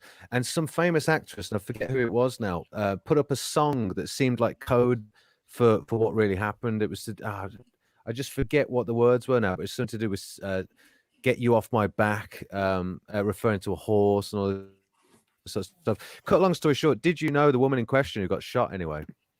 She was actually planning to make an expose documentary. It was in the works for the pedophile rings in Hollywood. Yep. Did you know that? Nuts, so you think it's a mistake now? No. I don't think so. There are no coincidences. Not for something like this. Listen, he shot her in the face and shot another guy in the shoulder or whatever. That I can tell you right now, I could, on my best day, I don't know that I could kill one person and put another one in the hospital with one shot. I mean, this is ridiculous how this thing. It's gematria, y'all. I mean, it was ridiculous to think that the public would accept that the protocol that's normally taken on a set would even occur. Ruthless happened. Yeah. What I was saying as well. She was making a documentary about pedos. That's right, Ruthless. We actually agree on something, Ruthless. I don't think she was making it yet, but she had been financed and contracted to make it. She was intended to be silenced. Yeah. In one way or another. I've got to get for this one reason or another. Bones is Highest B, you look like Tyson Ritter on AMC The Preacher Show. He plays Jesus. Look up Preacher's Humperdew. Jeff Harding is on the right track. Well, as usual. Well, I'll look later. I'm always on the right track with shit like that. Oh, Jeff, you son of a bitch. Lens that the projectile was in the blank in the pistol. Yeah, it does lend that. Have you ever seen a blank projectile in a 45 ACP and then seen it's usually paper. It's usually paper that the end of it is not where the bullet seats into the shell casing. The end of it is crimped in and closed with no bullet projectile in that casing and it's whatsoever. Usually paper that's crimped in there. It's not lethal. If anything, it might give you a little skin burn or something. It's not going to kill you though. So you couldn't shoot the foreskin off of somebody with a blank, let alone shoot them in I'm the glad head we brought it back them. to the foreskin. Shoot a foreskin off a Korean baby with a blank. Yeah, you couldn't. At point blank range, you couldn't. My poor tortured little man. I wanted to kill people. I wanted to kill them. He looks nervous when he watched the interview. Do watch the Pockets of the Future and talk about that interview where two people, like, or presumably two people or more, apprehended him and his missus, the Spanish woman, Yeah. I think.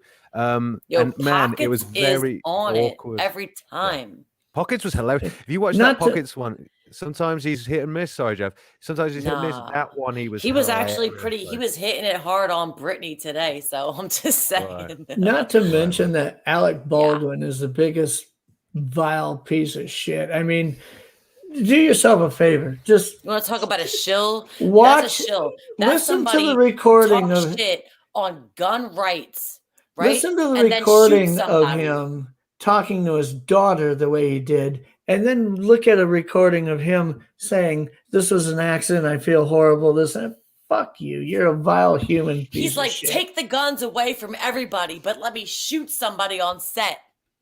The fuck? Really? Oh yeah, Bruce Lee. Actually, I think Chessboard must be up on the same sort of stuff we were talking about then, or that Pockets was talking about because he was mentioning Yeah, he the Bruce Lee was. killing. Yeah, Brandon Lee was killed with a blank. Thank you. It's true. Brandon Well, Lee, Bruce Lee's son, was killed on set with a blank. Ruthless has pushed back there on the idea that they're not can't do any harm. It just throwing it out can. there. It can injure, but it generally cannot kill. Yeah, Generally. remember his call No, to you 12-year-old daughter, right? I can tell you everything about But what Brandon Lee Alec was killed on what set. Alec did on set with The that prop weapon, gun. even when he was practicing the cross shoulder draw and all that. As my MOS when I was in the military in the 82nd Airborne, I was a weapons specialist for 6 years. I mean, I taught weapons safety to every basic trainee that went through Fort Benning, Georgia, into the infantry for 6 years. And it's like the last person on earth that should preach about guns to anybody is Alec Baldwin. Yeah, duh. Yeah, But- duh. Yeah, and by the way, active shooter, I think God's working on it, mate. There's he's definitely got a plan for California. God's working on all of it. It's none of Well, it's yeah. coincidence. God said he's got a plan for everything. That's why right. John's None of it is not in the coincidence. picture now. John's not in the picture. You know why? Because maybe he wasn't supposed to be, Amy. Maybe Oh. John No, is a John- user. No. Maybe John has a past that he didn't tell you about. You don't know that, right? And Yeah. guess what? Everything happens Again. for a reason. We talked about this before. I'm not desperate. So, yeah. John the Baptist, they call him. John the Baptist. Down the local bar. The local gay bar. And I thought I'd just do that for you, just so you can see what that delivery actually looks like in real life. 'Cause Yeah. I know you've always heard me say that. Hey, shit. You know But, yeah, what? it's just fun. My guy might not even be local. Who knows? Oh my Probably god. isn't. Well, I do. Sitting in a You bathhouse somewhere in could be in Israel. England. Probably you missed it. Israel? No, fuck you that. came I'm home not early dating a and Jew. you came I'm home the just day kidding. before you were going to meet him, probably. What? Well, active shooter needs someone to help him fix his outhouse roof, and it looks like he'd I'm pay not dating you a Jew. at least 50p. I'm So, just kidding. That was a joke. oh my god, honey! Allegedly, That was a joke. it was a joke. was a Allegedly, That She was was a just joke. pushing the boundaries here a little bit, just testing. I'm not Yeah, dating a cheers, Jew. I'm not dating. I'm just kidding. yeah. Just kidding. What she meant was she's asexual and she's also not dating a Muslim or a Christian. Yeah, All I'm yeah. saying is that I will not Anybody. conform to Jewish, Muslim, or Catholics. I won't date any of those cocksuckers. So, will you date somebody who's been circumcised? Yeah. I won't w- date I- somebody I- that I sold will. their soul to the devil I will. in any type of religion. Yeah, very fuck are you circumcised. doing, and, B? very circumcised. There you go. You inverted son of a bitch. What's up? Would What's you going on? would you date somebody who would you date Alec Baldwin? Fuck him. No, I'd shoot him. No. I'm sorry. No. What? She's pushing all the. We're gonna find out just how the dimensions of slit the his throat envelope on instead. every edge. Here. See She's you later, Rufus. pushing them all. I gotta say goodbye to Rufus. Hey, Why would I Rufus, it's date good to see Alec you, mate. Baldwin? He's like my grandfather. Well, I thought Gotta head about. out, I was folks. It gonna nice ask. listening. Oh, cutting Peace out, foreskins Ruthless. off, boys, is an old blood ritual. Thank you, Ruthless. fuck all that bullshit. Thank you. Hey, Ruthless. I wish I could I'm a have sub of saved my yours now. son from it. I was watching all your cat videos, and I was thinking, you know what? Here's me foolishly trying to save the world by setting up a sort of comedy truth kind of whatever the fuck this piece of shit is. But actually, I'm I just need to having make a cat birthday videos. cigarette. This is the only Who- cigarette that I have, and I'm having it. Oh, it's actually got already What? turned. Oh no, you're not quite there, are you, honey? You're not quite there. Got 10 minutes. Wait, Oh, they can you stole hear me? mine. Why At can't I- least some. What the fuck? Some Sorry. sick fuck didn't suck blood. Ruthless, you can't oh. get shit sucked, blood or otherwise. Well, no, because yeah, I know what he's saying. Yeah. Oh, active. You just want to marry me? Okay. He's so romantic. Hiveless B, I've always tried to live by Mark Twain's quote, I I love you, never Shooter." let schooling interfere with my education. I love that. Right on, brother. I've spent the last You'll still have to 12 fly me over years- the ocean. Right. Well, I think she might actually do it. In fact, Shooter, you know what? I've already said Amy can come and, hang out here for a holiday or something. You'll have to come down and meet her, and then you guys can get it on, man. Me, you, Amy, Health, and double. This leads me. This is starting to circle back to the idea that I had for an episode for you, where we all come on here in Don't the chat. fuck with me, Jeff. I'm gonna fuck you up. Where we all come on in the chat, No, and we you're bring our shit out of someone. We all bring our A pick up game. lines to me. Right. We all bring our A game and start pitching our best material at Wagon and see who could possibly woo her. Stop it. Nobody will. Okay, all right. Well, You I'm say gonna that. go. You say that. You were probably saying that the hour before John walked by. Just to be fair. Just to be fair. He fucked up. Oh, No, I that's agree. not right. I'm not. I I'm not. agree. You know what? No comment. Guy had a winning lottery ticket and he wiped his ass with it. Thank you. But it's okay. It's okay because See, that was one of my best universe pickup has lines other in disguise plans there, for Hive, me. and it totally worked. Did you see that? I saw it. I secretly I didn't want to give it any kudos so that I could sort of Tell you what, but she I doesn't saw even it. realize how well it worked, and it worked.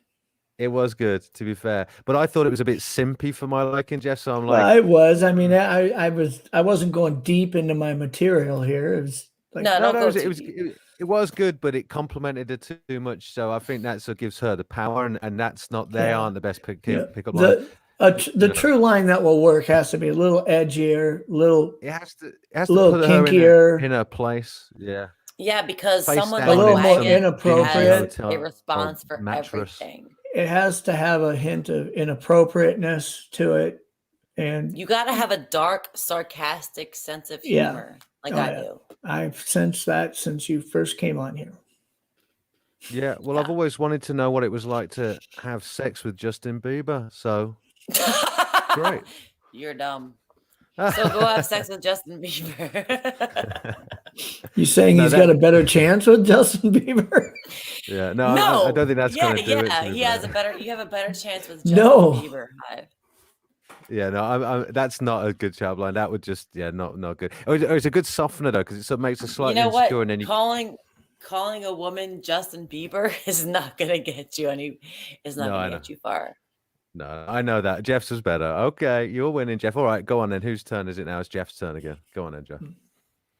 Well, it's got to. You're We have to have normal pressure. conversation for my material to kind of slip in. Yeah, Hive. It doesn't just shine a light on it and there it is.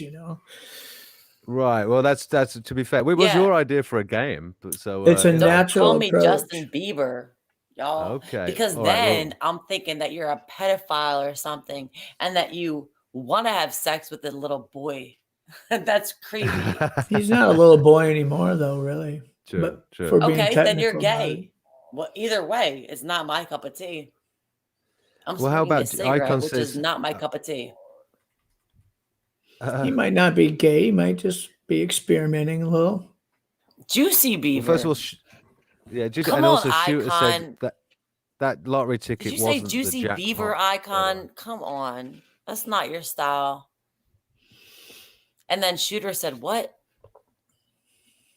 Oh, What'd he Shooter said say? sorry. He said that it wasn't the jackpot. That lottery ticket. That lottery wasn't a ticket. jackpot.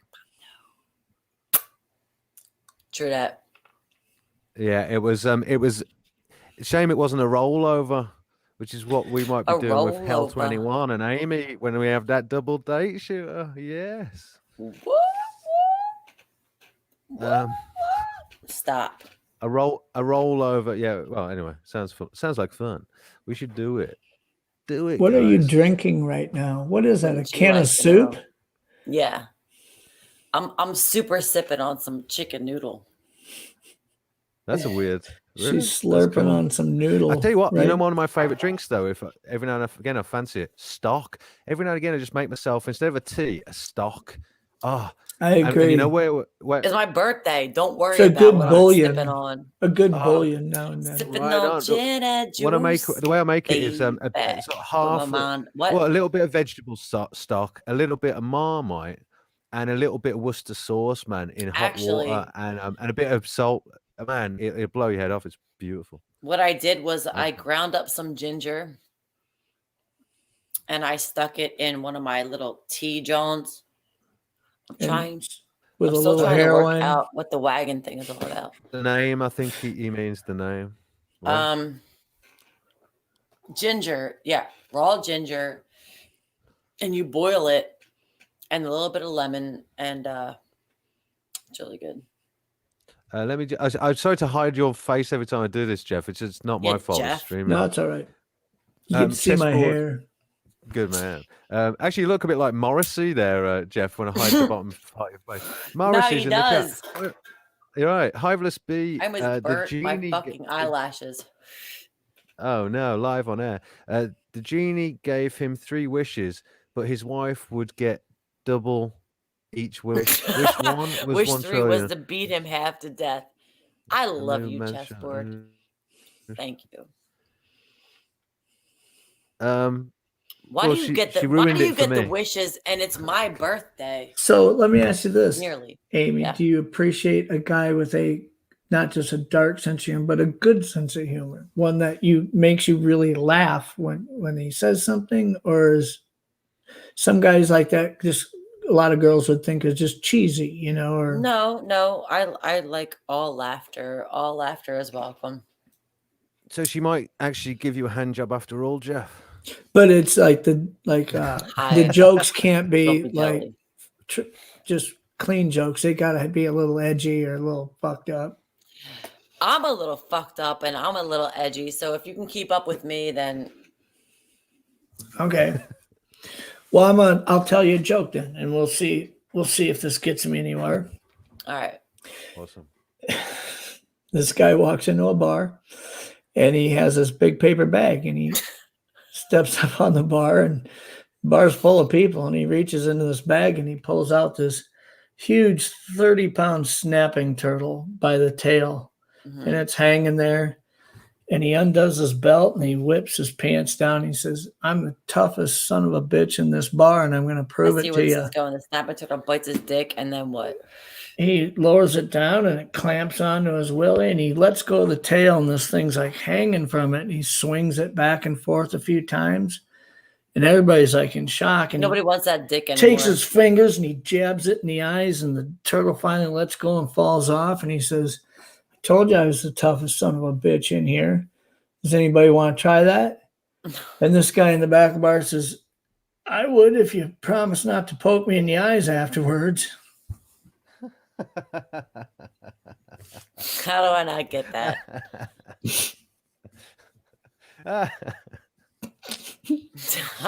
She didn't even I get like it. that. Well, it's just so stupid. It's You just know stupid, what? Amy. It's just You want to know why? Because all I was thinking about was my baby snapping turtle that is super cute and little, and that Oh, I'm gonna bring him out of his. I had a baby snapping turtle too when I was little. What You was pulled yours, me, Nate? You wanna Jeff. see 'em? You pulled me, wanna Jeff. see 'em? That's the main thing. I'm gonna get him. I'm game, Jeff. I'll do See, it. I didn't really want to see the snapping turtle. I just said that because I'm trying to, make her think I'm Hey. sensitive, like I love snapping turtles or something. Sure you do. Let's see it. Sure you do. right. Jeff Harding liked it. All right, let's see Only it. no, Uncle All right. Bones liked it, Robert. He's super cute. He's super duper duper duper cute. Oh, he's pissed. Hold on. I think he's in hibernation, Does it honestly. depress you, Commissioner, to know? Don't start. Just Don't make any. tell. Oh, My I'm gonna do my decompression my while you do little that. pet snapping turtle, he died when I accidentally one time. He's I mad was at really me. I gotta traumatized. wash him off. He's mad at me every time I take him out of the mud. Hold on.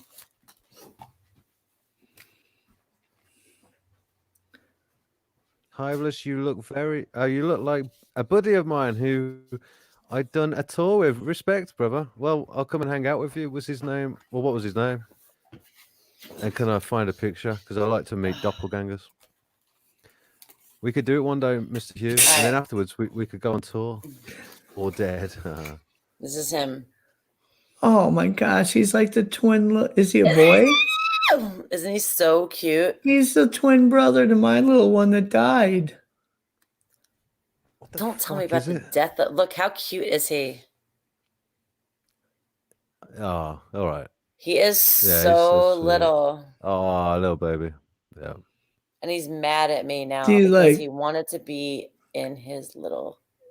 Do you put him on like a little leash and take him for walks or what? No, I don't put him on a fucking leash. You can't put him in your pocket because that some bitch will But he's adorable, isn't he? latch on. I'd kiss him if he wouldn't give me diseases. Well, you just kissed him. I did not really kiss him. It looked like you touched your lips to him. To be I honest, didn't touch my lips to him. Hey, can I just let everybody know that as soon as we get to the turn of the hour, it's Amy's birthday, and we're literally a minute away. Yeah, 2 more minutes ish. Well, a minute and a half. So a minute and a half from her birthday, I think. He just opened his little baby eyes. So I want everybody to wish Amy a happy 40th in their own way. So everybody roast Amy for being Yeah.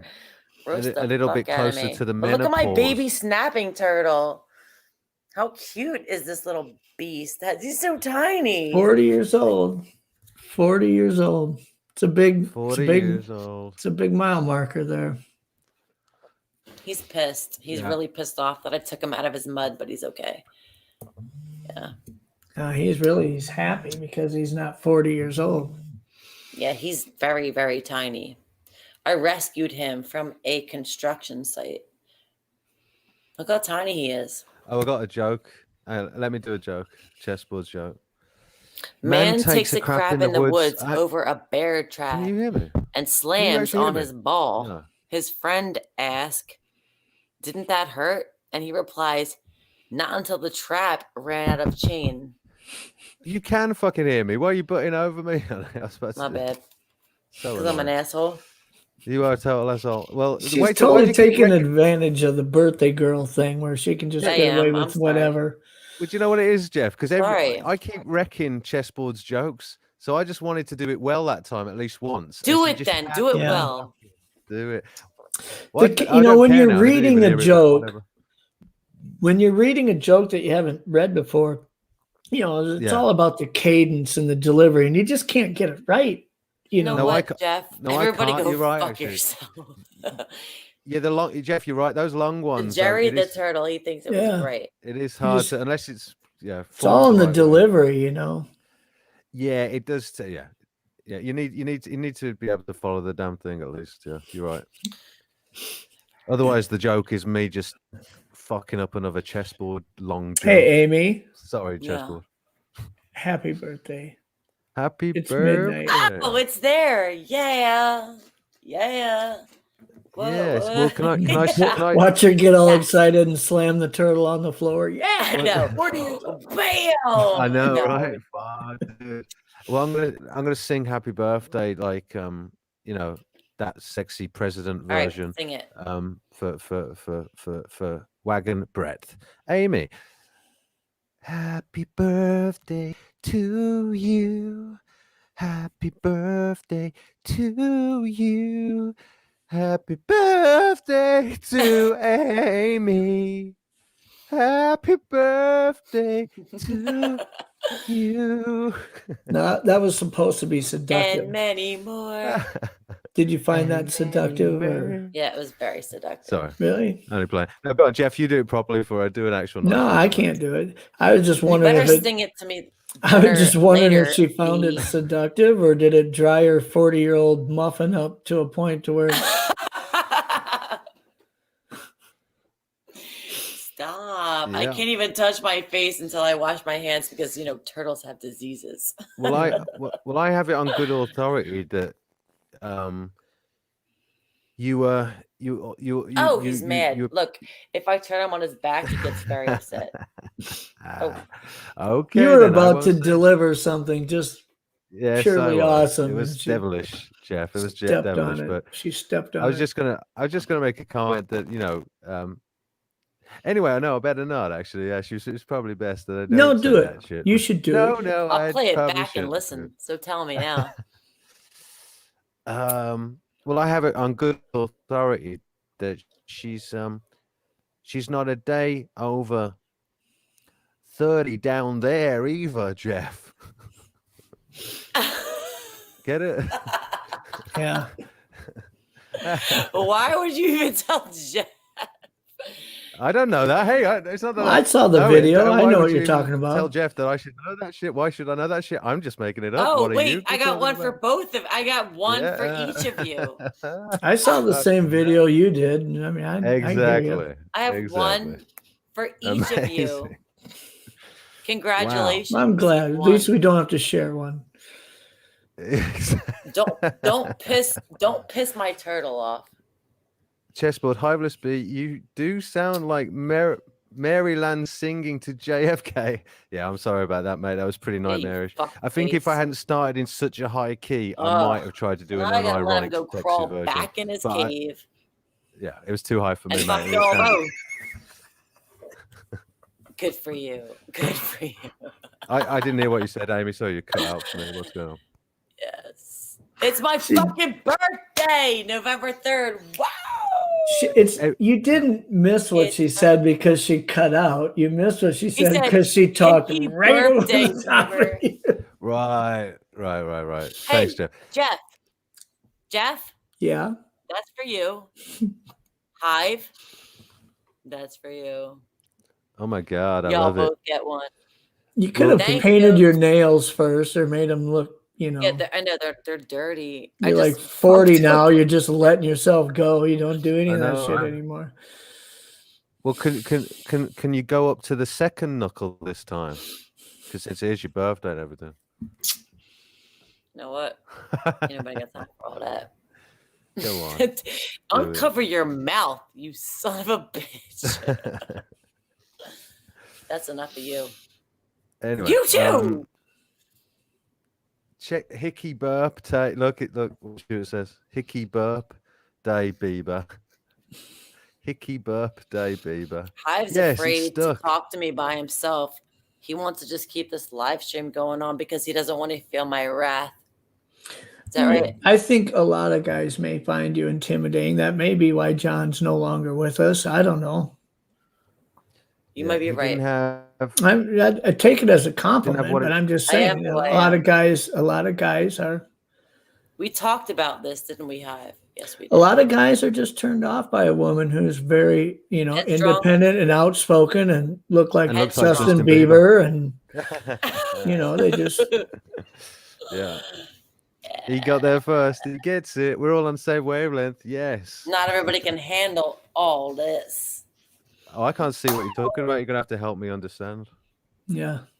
Because look at me at 40. Imagine I me. thought she was getting ready to do the "this one's for you" and "this one's for you" routine again, but actually, to be fair, honey, I am looking for subscribers, so you should probably help a brother out at the end of the day.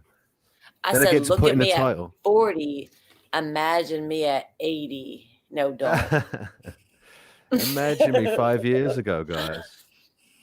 I was so tight. Allegedly. I can't see is Mr. No. Spunky is good. Yes. Well, Jeff, you just got a compliment. I'm gonna Well, fuck happy you up. birthday, hon. Well, have you got any requests for the last song? Because can I just tell you what they could be out of? Yeah, because the I need to outro talk tune? to Hive by myself now. Okay, then. She's horny, Gonna guys. break And in a this whole guy's got to do what 40-year-old a thing guy's got like to a do. champ. Right, Jeff, you stay exactly. out of Yes. it. No, Jeff, you can stick around and we can hear No, what no, the fuck no. she's got to go. Save No. me, Jeff. I don't want the No, roasting. I have a bone to pick. If you actually do, I'm sorry. Is that Honestly, code if you or- really do, I do apologize. Not I a don't know good what I've said. bone. All right. Well, I'm sorry. I'm only playing, but all right. Well, you've got it out of the usual, honey. In fact, here you go. You got Mozart, Marriage of Figaro, which I sometimes open with. That's like about 4.5 minutes long. It's quite fun. Nice one. Beethoven, Egmont, the epic one. That's the totally epic, brilliant. Everyone feels good one, and that's just a winner. Then you've got also Mendelssohn's Symphony Number 4, which I haven't played for a while. Oh Lord! All right, keep it coming. Keep it coming. Right, and you've also got the Dance of the Nights, and that's the one I keep usually it do. hiding. Well, the Dance of the Nights is I can't say his name, but Prokofov or something. Sergei Anyway, doesn't matter. He's the one. That's the tune that I do for this Friend Simulator. You know, the dum dum dum dum dum dum dum dum, the Apprentice theme tune. It's that one. So if you wanted that one, like epic dark, right? You also got the Flight of the Bumblebee, that one that I normally do, but I don't want to say that's so much your one. And then you've got, you know what I'm saying? And then you've got, well, no, just because that's like dedicated to the bee, so it couldn't be really your thing. Stop changing right? the subject. And then you've got, play well, that's something. it. Do you know what? At the end of that, and then there's a really dark one that I tried to play at the start of the first Halloween one the other day, which is again Prokofiev, and I don't know how to say his name, Ivan the Terrible, which is just very dark. So I wouldn't have thought you'd want that one, but I'm just throwing it out there. It's about 10 minutes long, also. So which one of those stands out? It doesn't matter to me. Right, or I could just play. Or I could just play the normal outro for Agony Art, which is the I want you to play the song that I told you to play. Which one is most appropriate for a woman who told you has to surpassed half of her Dope life Lemon, expectancy? Hey You. Okay? I told you to play that. You were supposed to download it. Which one? for me. I missed it, honey. What did you say just now? Say again. Hey You by Dope Lemon. Oh right, yeah. That was. I'll look into it for next stream. Or Dust in the Wind by Kansas, since she's 40. Oh no, nobody wants to hear that. Oh, I know what it is. Yeah. No, don't you dare. I'm sure there's a Natalie Imbruglia song that would probably do it. Fucking hillbilly. Or you know what? There's probably a Madonna thing going around. It's not the Virgin It goes. one, but no, come on. a later one. Just play Dope Lemon. Hey You. just do that. Well, I can't find that one, honey. But you know, what's Jeff saying? Sorry, Jeff, you cut out for me. Then I didn't hear. I was gonna say something. Yeah, good. Don't.